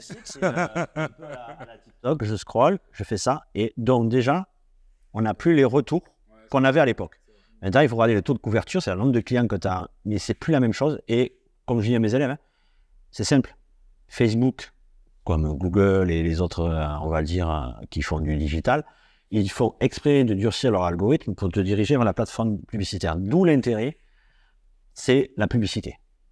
Et c'est là où moi je reste depuis X années bloqué dessus, le SEO. Le SEO a évolué certes, mais ça reste toujours la même ligne directrice. Les réseaux sociaux, un coup tu as TikTok qui apparaît, donc tu as Instagram qui va vouloir changer ça, son algorithme, il veut changer le fil. En gros, il y a tellement de concurrence à l'heure actuelle dans les réseaux sociaux que tous ils se tirent la bourre, ils changent les algorithmes, ça fait que tout le monde s'y perd. Là, ils veulent faire Instagram, je crois que ce n'est pas encore fait. On peut avoir soit ranger les publications via l'algorithme ou soit l'ordre chronologique, qui sont en train de développer ça aux États-Unis. Donc, moi, je trouve que l'instabilité des réseaux sociaux, elle est présente. Il ne faut pas l'oublier pour rester en contact avec la communauté. Mais tu as envie de développer l'e-commerce et autres, il faut faire de la pub. Ouais, c'est ce qu'on dit. Et le SEO, c'est simple, tapez Instagram SEO, tapez Facebook SEO. Il y a du SEO dans les réseaux sociaux. Ouais. Bien sûr. Là, je rends des études où les mecs, ils mettent plus de hashtags, ils mettent des mots-clés dans leurs publications. Pour voir, ils font des tests et tout. Mais, moi, les restaurants, je les cherche sur Instagram maintenant. Pour avoir des visuels. Ouais, je fais pareil. Ouais. Pour voir le visuel, comme il dit, les visuels, pour voir si c'est appétissant ou pas. Ouais. C'est vrai que ça a changé. Avant, c'est TripAdvisor, tu vois, Yelp et tout ça. Maintenant, c'est vrai que les réseaux sociaux. Ouais, la fourchette qui s'appelle The Fork maintenant. Ils l'ont changé. J'avais plein de points dessus, mais depuis qu'ils ont changé, ça a sauté. Et un qui est hyper, je trouve, laissé aller. Deux réseaux sociaux, je trouve, qui sont un peu Google My Business, l'ancien, c'est Profil Business, et Pinterest. Pinterest, ça reste un peu sur ses acquis en fait. Mais c'est en France, c'est pas trop développé comparé aux pays anglo-saxons. C'est les pères Pinterest, ils changent pas trop en fait. Moi, je trouve ça particulier, Pinterest. J'ai essayé. Je trouve que même sur mes boutiques à l'époque, ça m'emmène surtout de la visibilité. C'est-à-dire qu'il y a plein de gens qui vont aller visiter. Mais j'ai testé leur truc de conversion, leur système. J'ai même eu des fois les gars de Pinterest qui m'appelaient pour me dire on va vous aider à comprendre mieux l'algorithme et tout. Mais je trouve que ça convertissait beaucoup moins que Facebook Ads ou Google Ads, tu vois. Mais bon, ça apporte du trafic par contre. Du coup, si tu fais une bonne stratégie SEO, automatiquement. Parce que tu as du SEO dessus aussi sur Pinterest. Moi, ça me ramenait les ventes sans avoir un compte Pinterest. C'est quelqu'un avait pris mes bouteilles de vin, avait fait un genre de compte avec différentes bouteilles de vin. Et sur PrestaShop, on peut voir d'où. Ok. Et ça venait de Pinterest. Ah, c'est bien. Si, des fois, moi, ça m'est arrivé pour des vêtements. Et le mec, il avait vendu ma marque sur Vinted. Du coup, Vinted avait tagué Kizo Shop, tu vois. C'était donc là, toi, tu es plus orienté sur le SEO. Est-ce qu'il y a des updates qu'on doit comprendre sur le SEO aujourd'hui si on veut se lancer? Ou des points importants? En réalité, le SEO, tout le monde trouve ça dur. En réalité, c'est des process que tu dois connaître et répéter. Après, les gens, là où ça me fait rire, je fais du SEO parce que j'installe Yoast. Non, tu fais pas du SEO parce que tu installes Yoast. Si derrière, tu n'as pas de stratégie de mots-clés, tu ne sauras pas quoi mettre dans Yoast. Non, en réalité, moi, je vais démocratiser un peu le SEO. Le SEO, tu as des bases. Tes bases, tu les respectes bêtement. C'est simple. Un H1, tu structures. Ton mot-clé, tu répètes un certain nombre de fois. Tu fais du maillage interne, du maillage externe, des liens d'autorité. Tu mets en place ça. Honnêtement, moi, ça m'est déjà arrivé de me placer devant du Amazon. Et en faisant, j'ai pas les mêmes budgets, rien qu'avec du texte. Rien qu'avec du texte. Je me bats avec des Jiffy, la Redoute. C'est-à-dire qu'ils ont... Et il n'y a pas de backlink, que du texte. Parce que je choisis mes mots-clés avec un bon niveau de difficulté. C'est sûr que si je prends un mot-clé, je dis une bêtise, voiture, déjà, est-ce qu'il est pertinent? Non. Le niveau de difficulté est élevé? Non. Il faut être bête et discipliné. Est-ce que je vais aller concurrencer d'entrée Usain Bolt? Non. Je vais peut-être prendre le mec localement et on va grimper. Ouais, progressivement. Progressivement. Le SEO, non, c'est pas si dur que ça. Après, le côté le plus dur, c'est peut-être le côté technique. Le page speed de Google et autres, mais honnêtement, j'arrive bien à me dire... C'est juste qu'il faut suivre les mêmes étapes tout le temps. C'est juste ça. Comme c'est répétitif, certains peuvent dire c'est chiant. Mais c'est ça, oui. Après, il faut. Et tu préconises en termes de texte, tu vois, le contenu, par exemple, si tu dois faire des articles de blog optimisés, choses comme ça, en termes de texte. Il n'y a pas de longueur. Il n'y a pas de longueur, ouais. En réalité, tu as c'est ça qui est quand même assez contradictoire. Tu as SEMrush qui a fait une infographie, il dit en gros, je crois que c'est entre 2000 et 3000 mots. Ouais, c'est ça. Mais ils se contredisent parce qu'ils ont un outil qui s'appelle SEO Assistant Writer où tu mets tes différents mots-clés et il va regarder les 10 principaux. Et il va te faire la moyenne du contenu moyen qu'ils ont. Donc, si c'est 500 et quelques mots, tu dis, mais j'en fais 600, déjà, je suis au-dessus d'eux. Je fais cette technique-là. Je dis, mais vous n'avez pas SEMrush parce que c'est cher. Moi, j'ai un bon goût, ça vaut 230 € par mois. Tu ouvres un Word, tu prends le premier, tu regardes. Si c'est du e-commerce, là où il ne faut pas se faire avoir, parce que là où SEMrush n'est pas bon, c'est qu'ils vont prendre les titres des produits. Des produits souvent répétitifs, tu as souvent le même mot-clé, donc ça peut être du spammy. Tu prends réellement le texte comme Zalando, tu prends son H1, son H2, son texte de chapeau qu'il a, en bas tout ce qu'il a, tu le mets dans un Word, tu en prends 10 comme ça, à la fin tu regardes le mot en bas à gauche, divise par 10, tu auras la moyenne que tu vas faire. Okay. Si les 10 premiers sont 1 à 300, 1 à 400, l'autre 350, tu regardes leur contenu. Tu regardes si, s'ils ont du contenu technique, si c'est du blabla. Moi, quelquefois, ça m'est déjà arrivé de faire du blabla parce que déjà, le client, il n'avait pas de texte et j'arrive à me placer. C'est juste, on te dit, il faut une longueur. Non, moi, je l'ai testé. Honnêtement, je fais tout le temps cette technique-là. Et c'est là où SEMrush, ils sont contradictoires parce que leur outil, il te dit, la moyenne, c'est ça et l'infographie, c'est ça. Mais il est pas mal leur outil, c'est pas un peu comme Text Guru et autres, ils te mettent une notation, ils vont te dire tel paragraphe, il faut que tu le subdivises, ils vont intégrer l'intelligence artificielle, ils vont te dire le champ lexical, il faut que tu rajoutes tel mot. Alors je l'utilise beaucoup pour voir mes notes. J'ai testé une application un peu pareil, du Text Guru, je l'avais déjà testé, mais après, là j'ai testé, je suis allé chez Go Entrepreneur à Lyon, là, et on a essayé Dokeyz, D-O-K-E-Y. C'est une application, je crois, je sais plus qui c'est, mais en tout cas, j'ai essayé cette appli où justement, ça fait un peu comme SEMrush. Bon, c'est pareil, 50 ou 60 balles par mois. Et par contre, en fait, tu mets ton texte de ton site et ils vont te dire d'entrée de jeu s'il y a suffisamment tel mot, tel mot, tel mot. S'il est trop répétitif, ils le mettent en rouge en disant tu ne dois pas dépasser 15, on descend. Du coup, ils vont te dire de choisir un synonyme. Voilà, et ça marche comme ça, et à la fin, ton texte, il est bien référencé, mais bien évidemment, tu vas travailler ça, regarder avec l'application, ça t'aide. Parce que toi, si tu n'as pas le texte, tu peux pas savoir de base combien il faut de... Par exemple, tu fais un article de blog sur Shopify, tu veux en parler, mais qu'il soit visible en haut des pages, tu vas mettre 15 fois Shopify, il va dire non, il faut que tu mettes 12 fois. Mais il faut que tu fasses l'application pour te le dire. SEMrush, d'où son nom, c'est assez rush quand même. 300, 360. Et le pire, c'est que je crois que tu payes 300. Il y a certaines visibilités que tu n'auras pas sur certains points. Il faut que tu rajoutes des fois des suppléments. Les utilisateurs, des 4. Et c'est sur quoi qu'on avait trouvé des trucs qui demandaient 800 balles, non de plus. Je ne sais plus qu'est-ce que c'était. Je sais pas, non, moi j'étais sur Cocolize. Ah non, mais Cocolize c'est pas mal. C'est Cocolize, on a testé le truc. Ça, c'est au Quantum aussi qui est pas mal. Il y a plein d'outils après, comme dans tout domaine. Ouais. Donc, aussi, c'est un conseil. Hein. C'est tu veux travailler dans le digital, limite les 30 € que tu mettrais dans Shopify, tu les économises et tu prends un WordPress. Et ces euros-là, tu les prends pour prendre les outils. Sans les outils, tu peux pas. C'est ce qu'on fait. Ouais. Même moi, pour les tu vois, ChatGPT, j'ai pris l'outil, ce que je trouvais pas mal, avec le fait de l'utiliser et de le payer. Tu peux connecter tous les plugins. Et les plugins, il faut gagner. T'as le Canva là qui vient de sortir. T'as le genre de mid-journée, mais il s'appelle comment différemment avec un prénom, je crois. Il y avait Dali, mais ils ont fait. Non, c'est un autre. J'ai vu la publicité. Alors il y a Leonardo. C'est ça. Leonardo AI, je crois, un truc comme ça. Ouais. J'ai pas testé. J'ai vu le truc, j'ai vu les vidéos, j'ai vu TikTok. C'est pareil, ça fonctionne sur Discord également. Mais je suis pas allé plus loin. Je l'ai sur Discord. Mon téléphone est pas là. Ouais, moi, ce qui m'intéresse, je vais bientôt le prendre, mais j'ai pas le temps, c'est Zapier. Parce que les automatisations. L'automatisation avec ChatGPT. Quoi ? Il est intégré à ChatGPT en plus. Après, pour faire de l'automatisation, moi j'en fais, c'est plus avec Make. Ouais, Make, tu peux faire des trucs hyper puissants, mais il te faut une formation parce que Make, c'est tellement complexe. Genre, moi, je suis dedans. Je reçois tous les jours à Vergeron ou un truc comme ça. Il te donne les cours sur Make. Tout sur cours Make ou Vec. Make. M-A-K-E. Ouais, je te jure, en fait, par exemple, moi j'intègre mes plateformes avec mon CRM par exemple. Et juste pour faire ça, après je voulais que ça envoie un message sur mon API WhatsApp pour envoyer un message. Tu vois, Antoine, si on peut faire de la pub. Voilà. Et il t'explique pour chaque fois un exemple comment pour l'automatisation de 2 minutes. Explique Ouais, ça c'est je prendrai après parce que aussi, hyper tu vois, au début quand tu touches, en fait tu as tellement de petites fonctions à mettre et si tu mets pas bien une fonction, en fait l'automatisation elle se casse.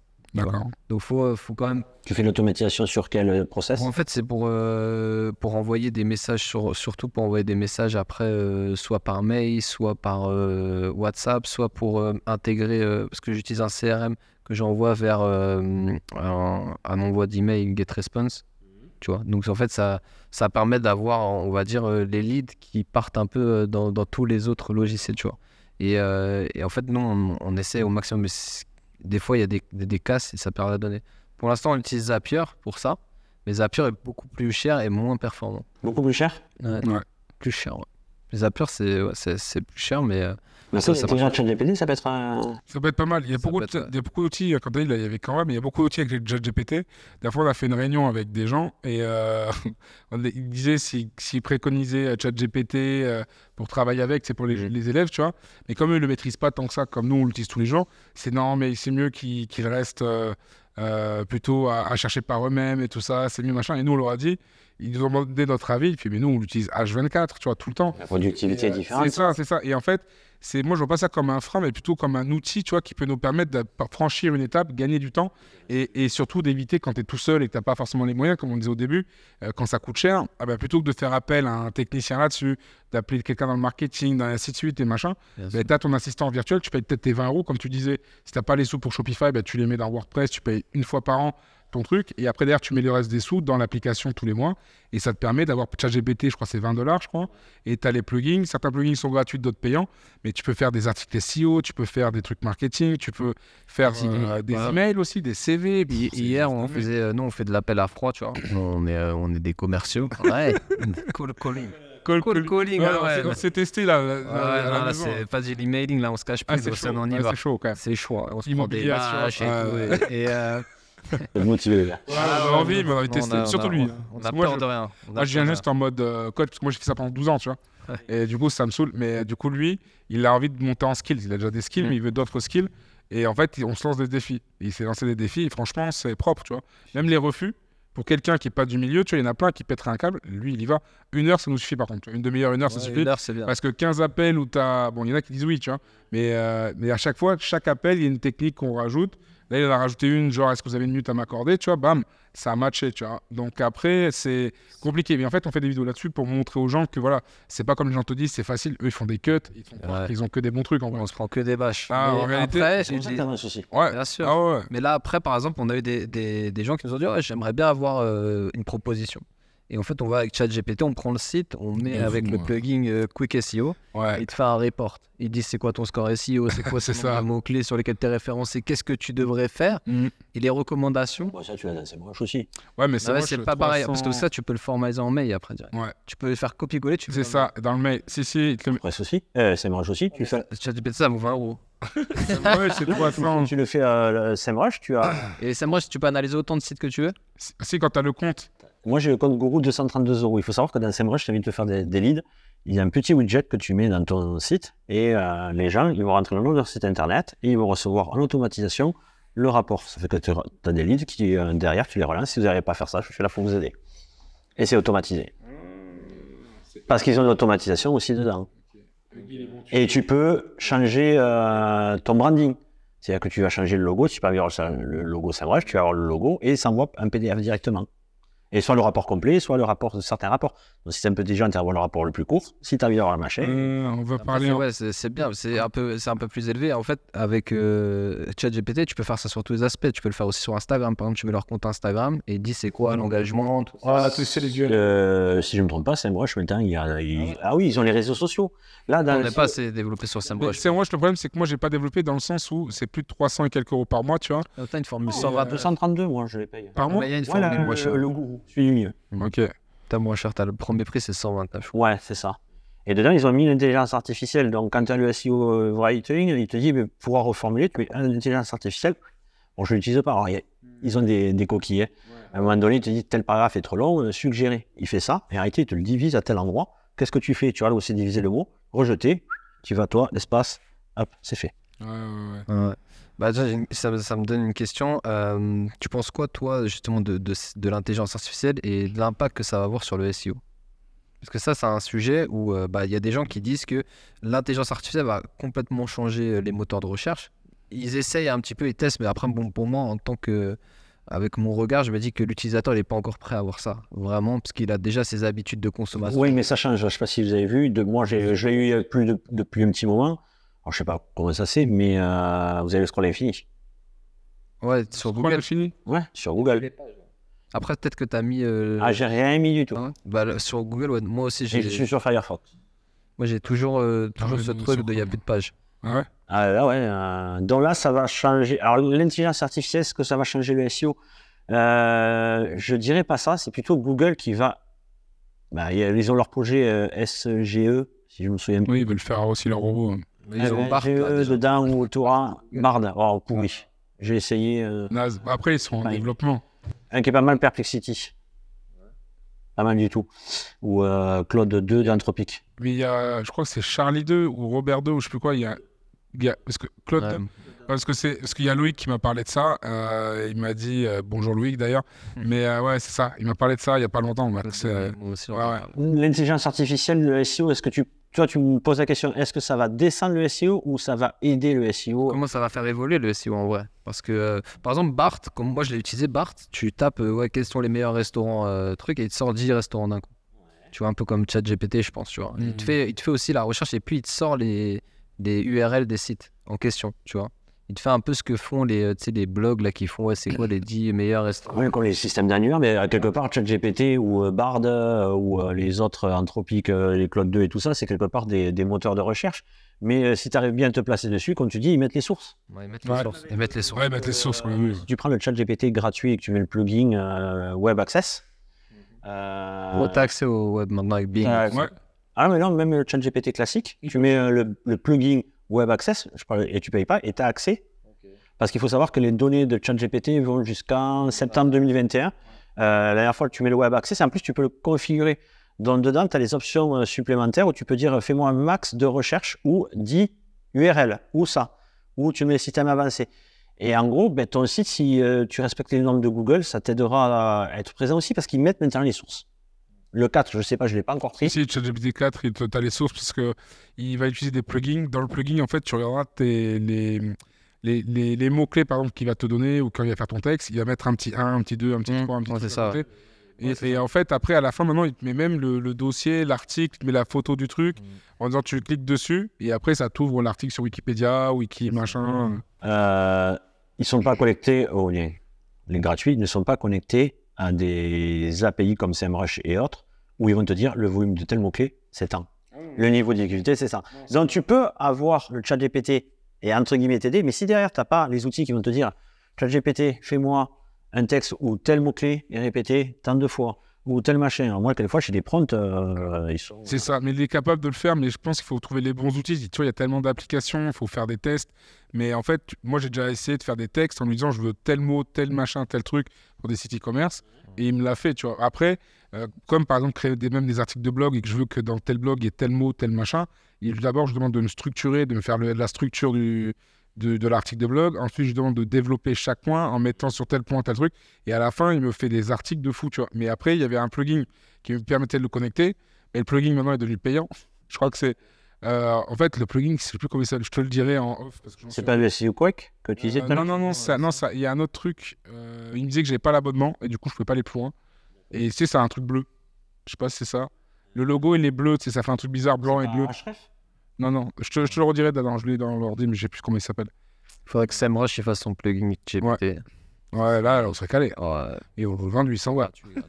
Non, je pense qu'il faut demander à ChatGPT de le faire. Et vu que quand tu as un compte, tu as la clé API dessus, tu le relis dessus. Il faudra tester. Ah, faut le compte.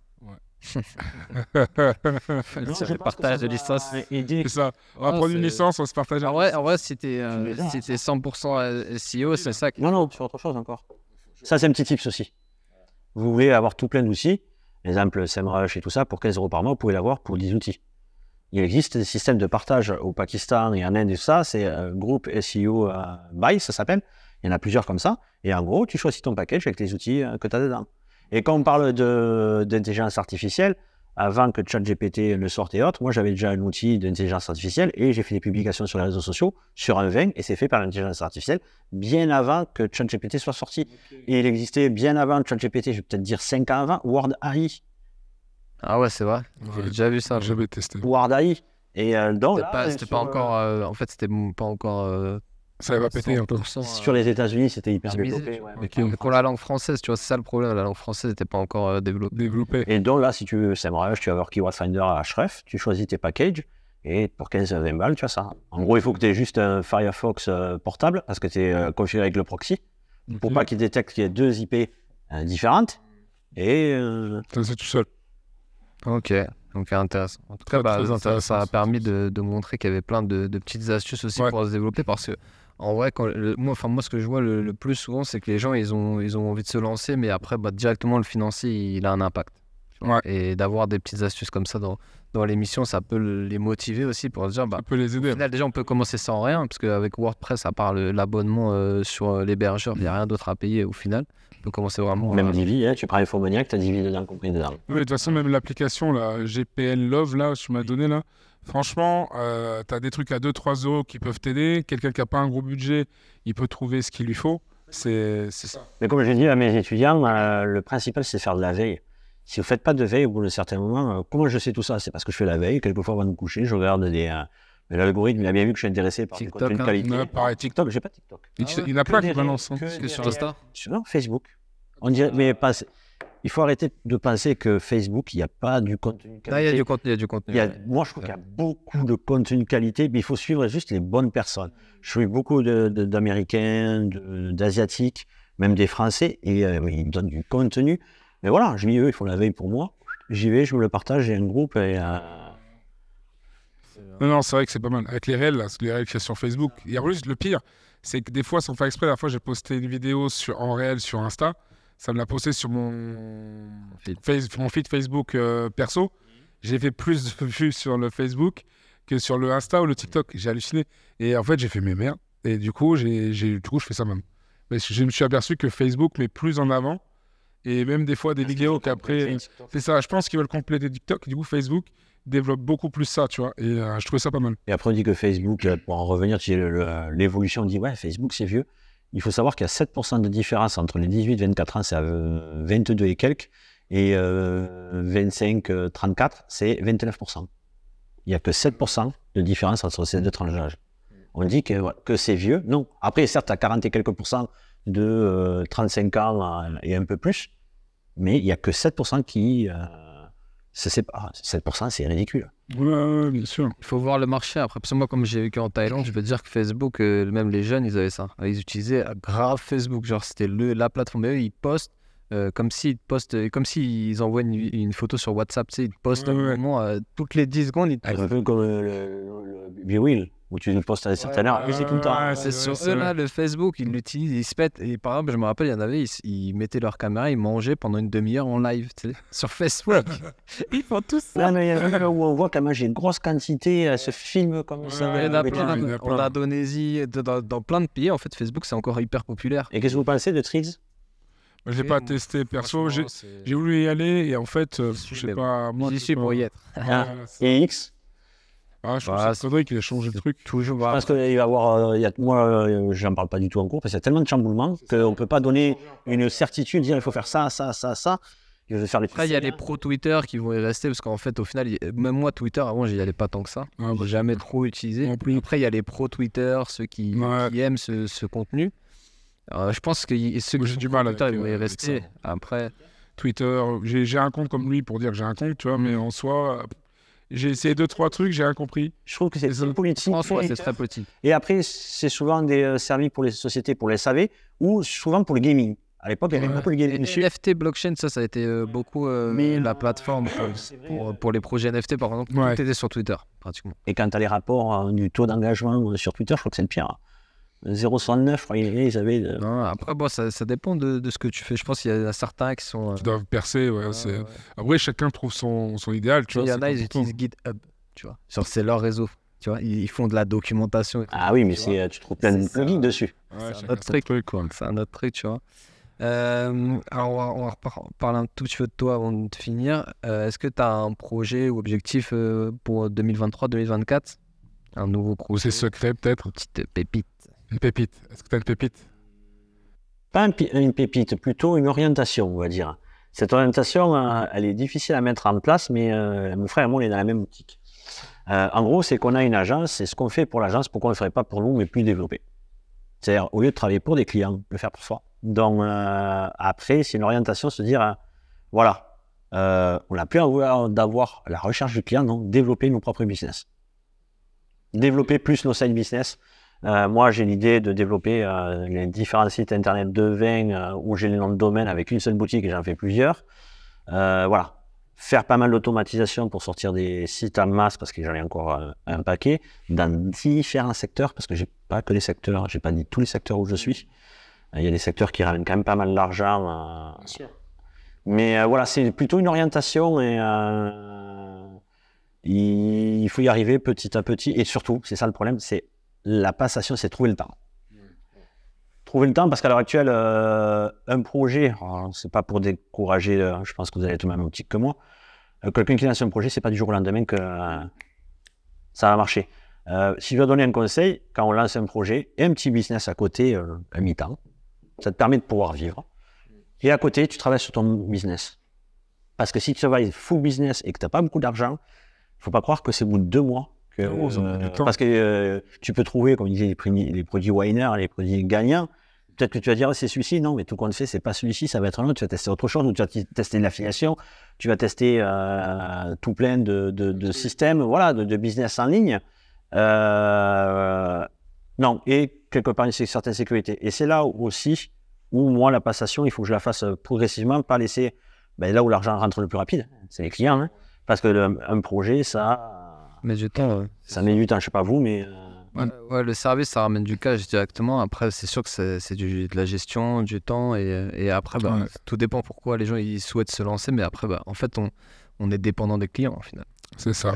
On est toujours dépendant un peu des gens, de ce qu'ils veulent et tout. Donc, moi, ça m'est déjà arrivé de refuser des gens à 10 000 €. Ouais, bien sûr, parce que c'était pas la même optique. Parce que c'était pas viable. À faire de l'argent pour faire de l'argent, oui. Quelqu'un qui voulait faire un genre de cas par cas, il avait un budget à peu près de 10 000 pour faire son site. Et après, je pose la question, quelle est votre stratégie digital communication? Ben, j'en ai pas. Je fais, tenez votre dossier. Il me fait, pourquoi? Je fais, dans 2 ou 3 mois, vous allez venir me voir, étant donné qu'il n'y a pas de prestation de communication, de référencement et autres. Ben, je comprends pas, ma boutique, je vends pas. Parce que les gens pensent, je vais sortir une boutique, je vais vendre de suite. Ouais, parce qu'il y a les réseaux sociaux. Les réseaux sociaux, pour du local, oui. Mais si c'est du national, cherche pas. Si t'as pas d'argent pour faire du Facebook, non. Le local, ça marche. Oui. Ouais, j'ai déjà dit mais ça. Au national, c'est... Non, mais c'est ça. Moi, j'ai dit ça à un client il n'y a pas longtemps en plus, qu'il fallait qu'il mette de la pub. Et j'ai fait les devis, tu vois, comme toi, il y avait ça coûtait aussi. Et je lui dis, mais il faut faire de la com, tu vois, c'est pas parce que je vais te faire un site sur de marketplace, sur un truc où tu vas te coûter 10 ou 20 000 euros, que derrière, tu vas forcément avoir des clients. Derrière, il faut que tu les emmènes, ces clients, il faut qu'ils viennent te voir. Donc, il faut une stratégie, tu vois. Soit tu fais une vidéo que tu vas diffuser partout sur les canaux, histoire de jouer sur ta notoriété et tout ça. Et ensuite, après, tu vas interagir avec ces gens-là, faire du retargeting, des choses comme ça. Mais si tu n'as pas de budget, tu me dis j'ai 50 euros par semaine, mec, t'as un truc, je vais décoller, tu vois. Donc, ah ouais, il faut investir. Il faut que les gens prennent conscience qu'en gros, déjà, même s'ils mettent 5 000 euros par mois, c'est toujours moins qu'un mec qui veut acheter un fonds de commerce, qui va mettre 60 000 euros, acheter son matos, son loyer, ses salaires, les machines à sous, bref, tous les trucs comme ça, où le mec il va faire un crédit peut-être de 70 ou 80 000 euros, tu vois, pour faire un business. Alors que là, concrètement, c'est que, ok, tu as le truc du site, ok, après tu vas peut-être mettre 2 ou 3 000 euros de publicité derrière, mais derrière, tu vas forcément convertir si tu restes régulier, que tu es discipliné, tu fais ton truc. Ok, tu veux sortir à droite, pendant 2-3 mois, tu sors pas, tu te prives, ton business, et ça va péter. Mais c'est sûr que si après, tu dis, oh, j'ai claqué 500, ça marche pas, je me casse, non, il faut continuer, tu vois. C'est ça. Après, je peux comprendre que ça dans une certaine douleur, mais tu as des mecs ils vont faire des prêts pour des voitures, des prêts pour aller en voyage, des prêts pour acheter des bagues, des machins comme ça. Mais que ça, ils sortent le samedi soir, ils prennent une bouteille, c'est à Paris peut-être 200 euros, ici c'est 120 euros. Tu as payé une bouteille d'alcool, 120 euros. C'est ça. Et ça peut te faire 2-3 jours de pub, tu vois. Et c'est ça que si tu as vraiment envie de faire du business, tu as vraiment envie de péter, tu as vraiment envie, il faut être discipliné. Les mecs qui ont réussi, après ils vont dire ouais mais tu regardes Amazon, il a commencé, ouais mais Amazon il a donné 200 000 balles pour commencer, le mec il est arrivé, il avait quand même des sous, tu vois. Donc il les a investis pour péter. Mais du coup tu dois faire pareil, tu vas pas arriver, toi ta mère c'est pas Amazon, donc elle va pas t'aider. Tu vois, il faut y aller, tu vois. Il faut investir. C'est de toute façon pour péter, tu peux pas péter juste avec un site web. Peut-être avant. Si le mec, admettons, les référencements, comme tu dis, qui étaient de fou, les pubs, ça coûtait pas super cher à l'époque, parce qu'il n'y a pas 10 000 commerçants. Effectivement, avec 5 euros, tu pouvais choper tout le monde, tu vois. Mais maintenant, ça n'existe plus. L'algorithme change, il y a tellement de personnes dessus. Les CPC, comme on disait tout à l'heure, selon les périodes, ils explosent. C'est surtout qu'il y a les grosses boîtes qui ont commencé à s'intéresser à ces plateformes, parce que pendant longtemps, les grosses boîtes, ils ne regardaient pas trop Facebook. Mais il y a, je sais pas moi, peut-être 5 ans à peu près, ils ont commencé à diffuser, tu vois. C'est vrai qu'à l'époque, ils payaient, t'as même des films là-dessus. Ils payaient en fait tout simplement les gars qui avaient des agences de pub. Ils payaient ça 30 000 euros pour une vidéo ou 50 000 euros, tu vois. Et maintenant, en fait, ils mettent juste de l'argent sur les applis et ça envoie direct. Mais si on regarde avec Adidas et tout ça. Qui habille leur engagement sur les pages des réseaux sociaux pourris. La dernière fois, je crois qu'on a regardé la publicitaire, je crois qu'ils avaient plus de 200 publicités qui tournaient. Plus de 200. Gymshark, pareil. Ouais, Gymshark, on sait, lui, il est chaud. Ouais, mais ce qu'ils ont remarqué que un community manager, c'est bien, mais il faut faire des publications, oui. Mais ça va pas il faut aller sur la pub. T'es obligé. Mais lui, il a pété au Covid, lui. Il a fait, je crois, 1 milliard ou 1,5 milliard, je crois, je sais plus, pendant le Covid. C'est un jeune en plus, hein. Ouais, il a commencé en drop, lui, en plus. Ouais, dans son garage. Ouais, il a commencé c'est lui qui a créé. Ouais, qui crée ces trucs, il les donnait, mais après, celui, il a commencé sur Shopify, tu vois. Ouais. Et sur Shopify toujours maintenant. Mais c'est vrai que lui, il a été malin, tu vois. Il a donné ses trucs à des sportifs. Les mecs, ils l'ont pris. Et après, voilà, des gens qui venaient de péter. La dernière fois, j'ai vu, je sais pas si tu connais un peu l'UFC. Oui. Ed Ganou. Et tu vois, il y a Ed Ganou là. La dernière fois, il était en entraînement avec Tyson, tu vois. Il était et tu vois, son truc, c'est Gymshark, tu vois. Donc, tu vois, la pub du bordel, tu vois que tu as un champion UFC qui s'entraîne avec Tyson. Le mec, il a Gymshark sur le truc. Du coup, tu as envie parce que la pub, elle est faite sans qu'il le paye. Tu vois, il lui a donné le matos et il s'entraîne. Comme tu as une fille qui fait beaucoup je crois, sur Insta, ou Sissi, je sais pas comment elle s'appelle, Sissi qui fait du sport. Gymshark aussi. Ou Fabletics. Ouais, ils sont tous. Ils travaillent un peu comme Nike, Adidas avec les footballeurs, avec les sportifs. C'est ça. Ils font des sponsors. Bah oui, regarde Nike avec Jordan, tu vois. C'est là qu'ils ont fait la plus grosse com, tu vois. Avec Jordan, ils ont fait un truc de fou, tu vois. Donc, ce que j'ai bien aimé, moi, je sais pas si vous l'avez vu sur un Capital, il y avait. J'ai bien aimé parce que ça a à voir avec le digital. La stratégie digitale de Shein. En gros, ils ont pris que des nano-influenceurs. Une fille de 16-17 ans. UGC que je te parlais. Elle envoie le carton, c'est son père qui l'aide à le déballer, elle met les tenues, il prend l'appareil photo. Elles sont payées à ça en UGC, mais au lieu de payer, là ça leur coûte rien, ils en prennent un peu partout. Et ça pue. C'est comme Fashion Nova. Ouais. Même dès que tu vois, ils ont tous un code promo, je suis ambassadeur Fashion Nova et tout. En fait, ils ont 100 followers. Alors, je crois qu'il n'y a même pas de code promo, c'est juste pour montrer les produits. Et en fait, ils les payent, ils leur font des mini-vidéos, comme tu as dit, ils déballent les cartons, ils font les machins. Et le père le prend. Et en fait, tu vois, comme je t'expliquais, je crois qu'on en parlait de commerce, et l'UGC, c'est ce qu'ils ont créé pour justement arrêter d'avoir des influenceurs qui fassent n'importe quoi, payer à n'importe comment. Et ils ont fait des trucs plus stylés, et tu peux avoir pour la cosmétique, pour les vêtements, pour les bijoux. Et ça leur coûte rien parce que c'est le prix du produit, eux, qui l'ont au coût de revient. Ouais, et je trouve que cette technique-là, elle est bien. Ouais. Et ils reprennent maintenant pour parler du commerce. Faire des UGC. Dégustation de vin. Je viens. Là, je tourne les bouteilles. J'appelle les copains. Les copains, je dois tester des vins du Roussillon.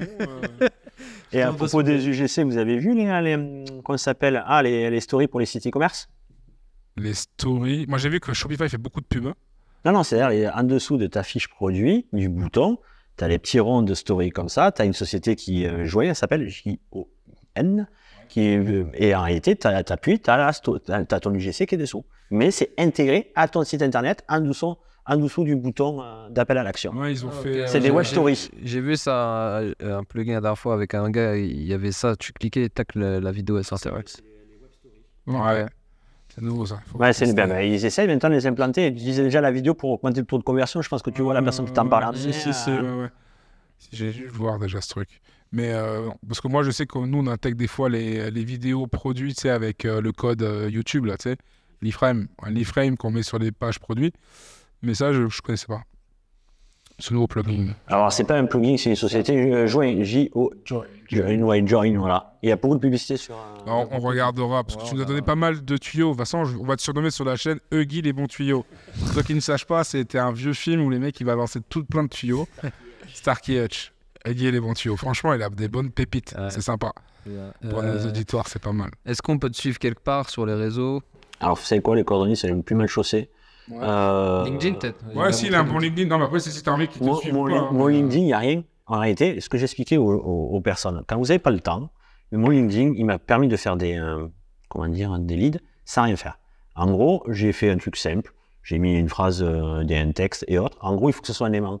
Si vous n'avez pas le temps, faites un bon LinkedIn où votre bandeau en haut, il est fait pour transformer, pas pour mettre une photo de paysage ou votre prénom. Non. Moi, je crois que j'ai marqué booster votre visibilité avec une flèche, contactez-moi.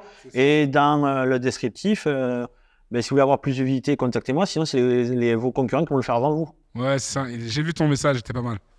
Donc, en réalité, je crois que j'ai publié reposté des publications de mon frère sur sa marque de chaussures, mais j'ai jamais publié dessus. Et ça m'a ramené des business déjà, des comités de communes et autres. Voilà. J'ai même PrestaShop qui m'a contacté dessus pour faire les formations pour eux sur leur marketplace. Ah, c'est pas mal ça, beaucoup de sens.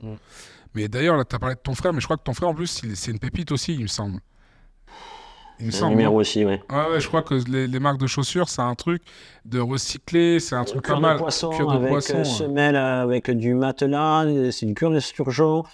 Ils ont pris un transporteur éco-responsable qui est basé à Agen, si je ne me trompe pas. Il s'appelle la Bise à Denise. Et là, ils sont en plein dans le dossier. Je les ai un peu aidés, Sarenza, au salon de Next à Paris. Pour la mode féminine, ils y étaient il y a 15 jours, 3 semaines. Sarenza leur a demandé de venir sur la plateforme. Oh, c'est bien. Donc, la configuration de tout, ils sont bien cassés la tête. Parce qu'il y a ces trucs assez stricts, donc ouais. Et même une marque française, une boutique française aux États-Unis qui a un petit réseau. Les veulent aussi aux États-Unis. Ouais, parce que c'est atypique, c'est un business assez atypique, et en plus c'est en plein dans la vague du green, tu vois. C'est pas mal. C'est une invitation s'il veut venir sur le podcast. Franchement, s'il veut venir sur le podcast, frère, ça peut être pas mal. Tu sais, ça peut toujours donner de la... On n'est pas non plus des gars ultra connus, mais en fait, on a quand même des gens qui aiment des fois ce qu'on fait et qui aiment bien rencontrer des gens qui ont des business atypiques, tu vois. Et ton frère, ça peut être pas mal. En même temps, ça peut donner peut-être une petite visibilité aussi, tu vois. Ça peut être sympa pour lui, tu vois. Si jamais il a envie, un de ces quatre. Bon, on est dans les mêmes bureaux, tu sais. Ouais, c'est ça, on s'appellera. Je fais venir Bastien parce qu'il est de Paris quand même. Hein. Il est de Paris, il serait un peu loin. Tant que tu ramènes pas le mauvais terme. Je vais essayer. Est-ce que tu as un petit mot pour la fin? Le mot pour la fin, c'est rien de lâcher. Il faut rien lâcher. Continuer. Et être organisé surtout. Ça, c'est super important. Se faire des to-do list tous les jours, mettre sur un morceau de papier. Mais moi, ce que je fais, ces petits tips, je mets tout ce que j'ai à faire aujourd'hui, après je les classe avec des ordres de priorité.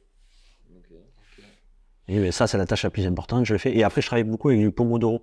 Quelquefois, quand j'ai des gros dossiers, je peux faire 8h30 du matin, 5h du matin, ça m'est déjà arrivé.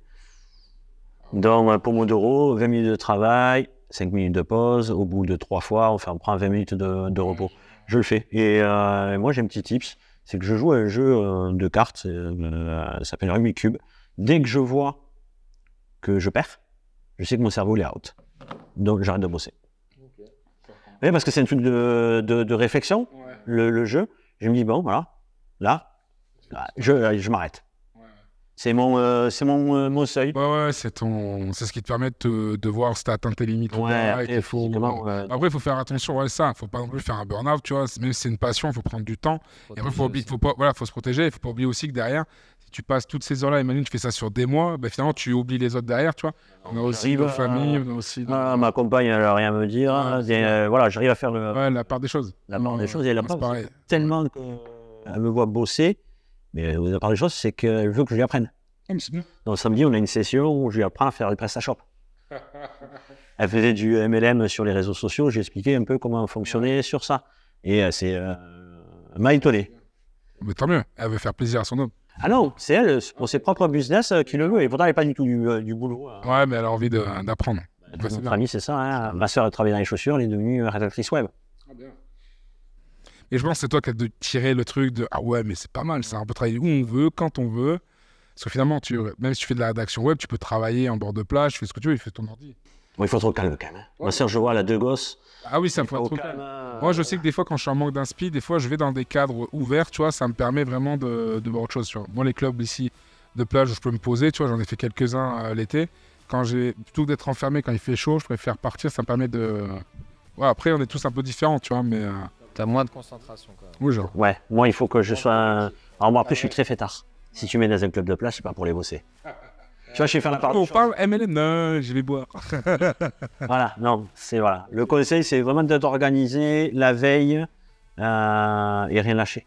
Parce que si on veut réussir, c'est comme tout, si on est sportif, il y a des entraînements, mais il va falloir... Ouais, bien sûr, comme partout, même au rugby et tout ça. Ouais. Donc, ouais. Je te laisse finir. Donc voilà, on va tous remercier Yannick, hein, parce qu'il nous donne beaucoup de tips. Franchement, Guy Lebotio était avec nous aujourd'hui. Il avait bien le micro. C'était très sympa. Aujourd'hui, on a pas mal échangé, on a eu beaucoup d'informations. On va mettre dans le descriptif, on va mettre tous les réseaux sociaux pour que vous puissiez le retrouver, et nous-mêmes également. Et ensuite, on va également remercier Bureau & Co qui nous a accueillis ici aujourd'hui. Bon, là, ils ne sont pas là pour vous dire merci à vous aussi, mais en gros, ils nous ont prêté le bureau toute la journée, donc c'est plutôt sympa de leur part. Et voilà, donc après, Bastien, est-ce que tu as un mot à dire en plus? Merci à toi, Yannick, de partager. m'avoir invité. Non, mais c'est un plaisir, franchement. C'était un plaisir de parler avec toi, tu vois, d'échanger. Et avec Bastien, on aime bien ce genre d'échange, tu vois, qui est très productif. On parle, on est des passionnés tous, donc c'est plutôt sympa. Ouais. Et donc voilà, donc est-ce que tu as un mot, toi? Non, c'est bon. C'est bon. Allez, merci à tous et à bientôt. Merci. Ciao, ciao tout le monde. Ciao, ciao.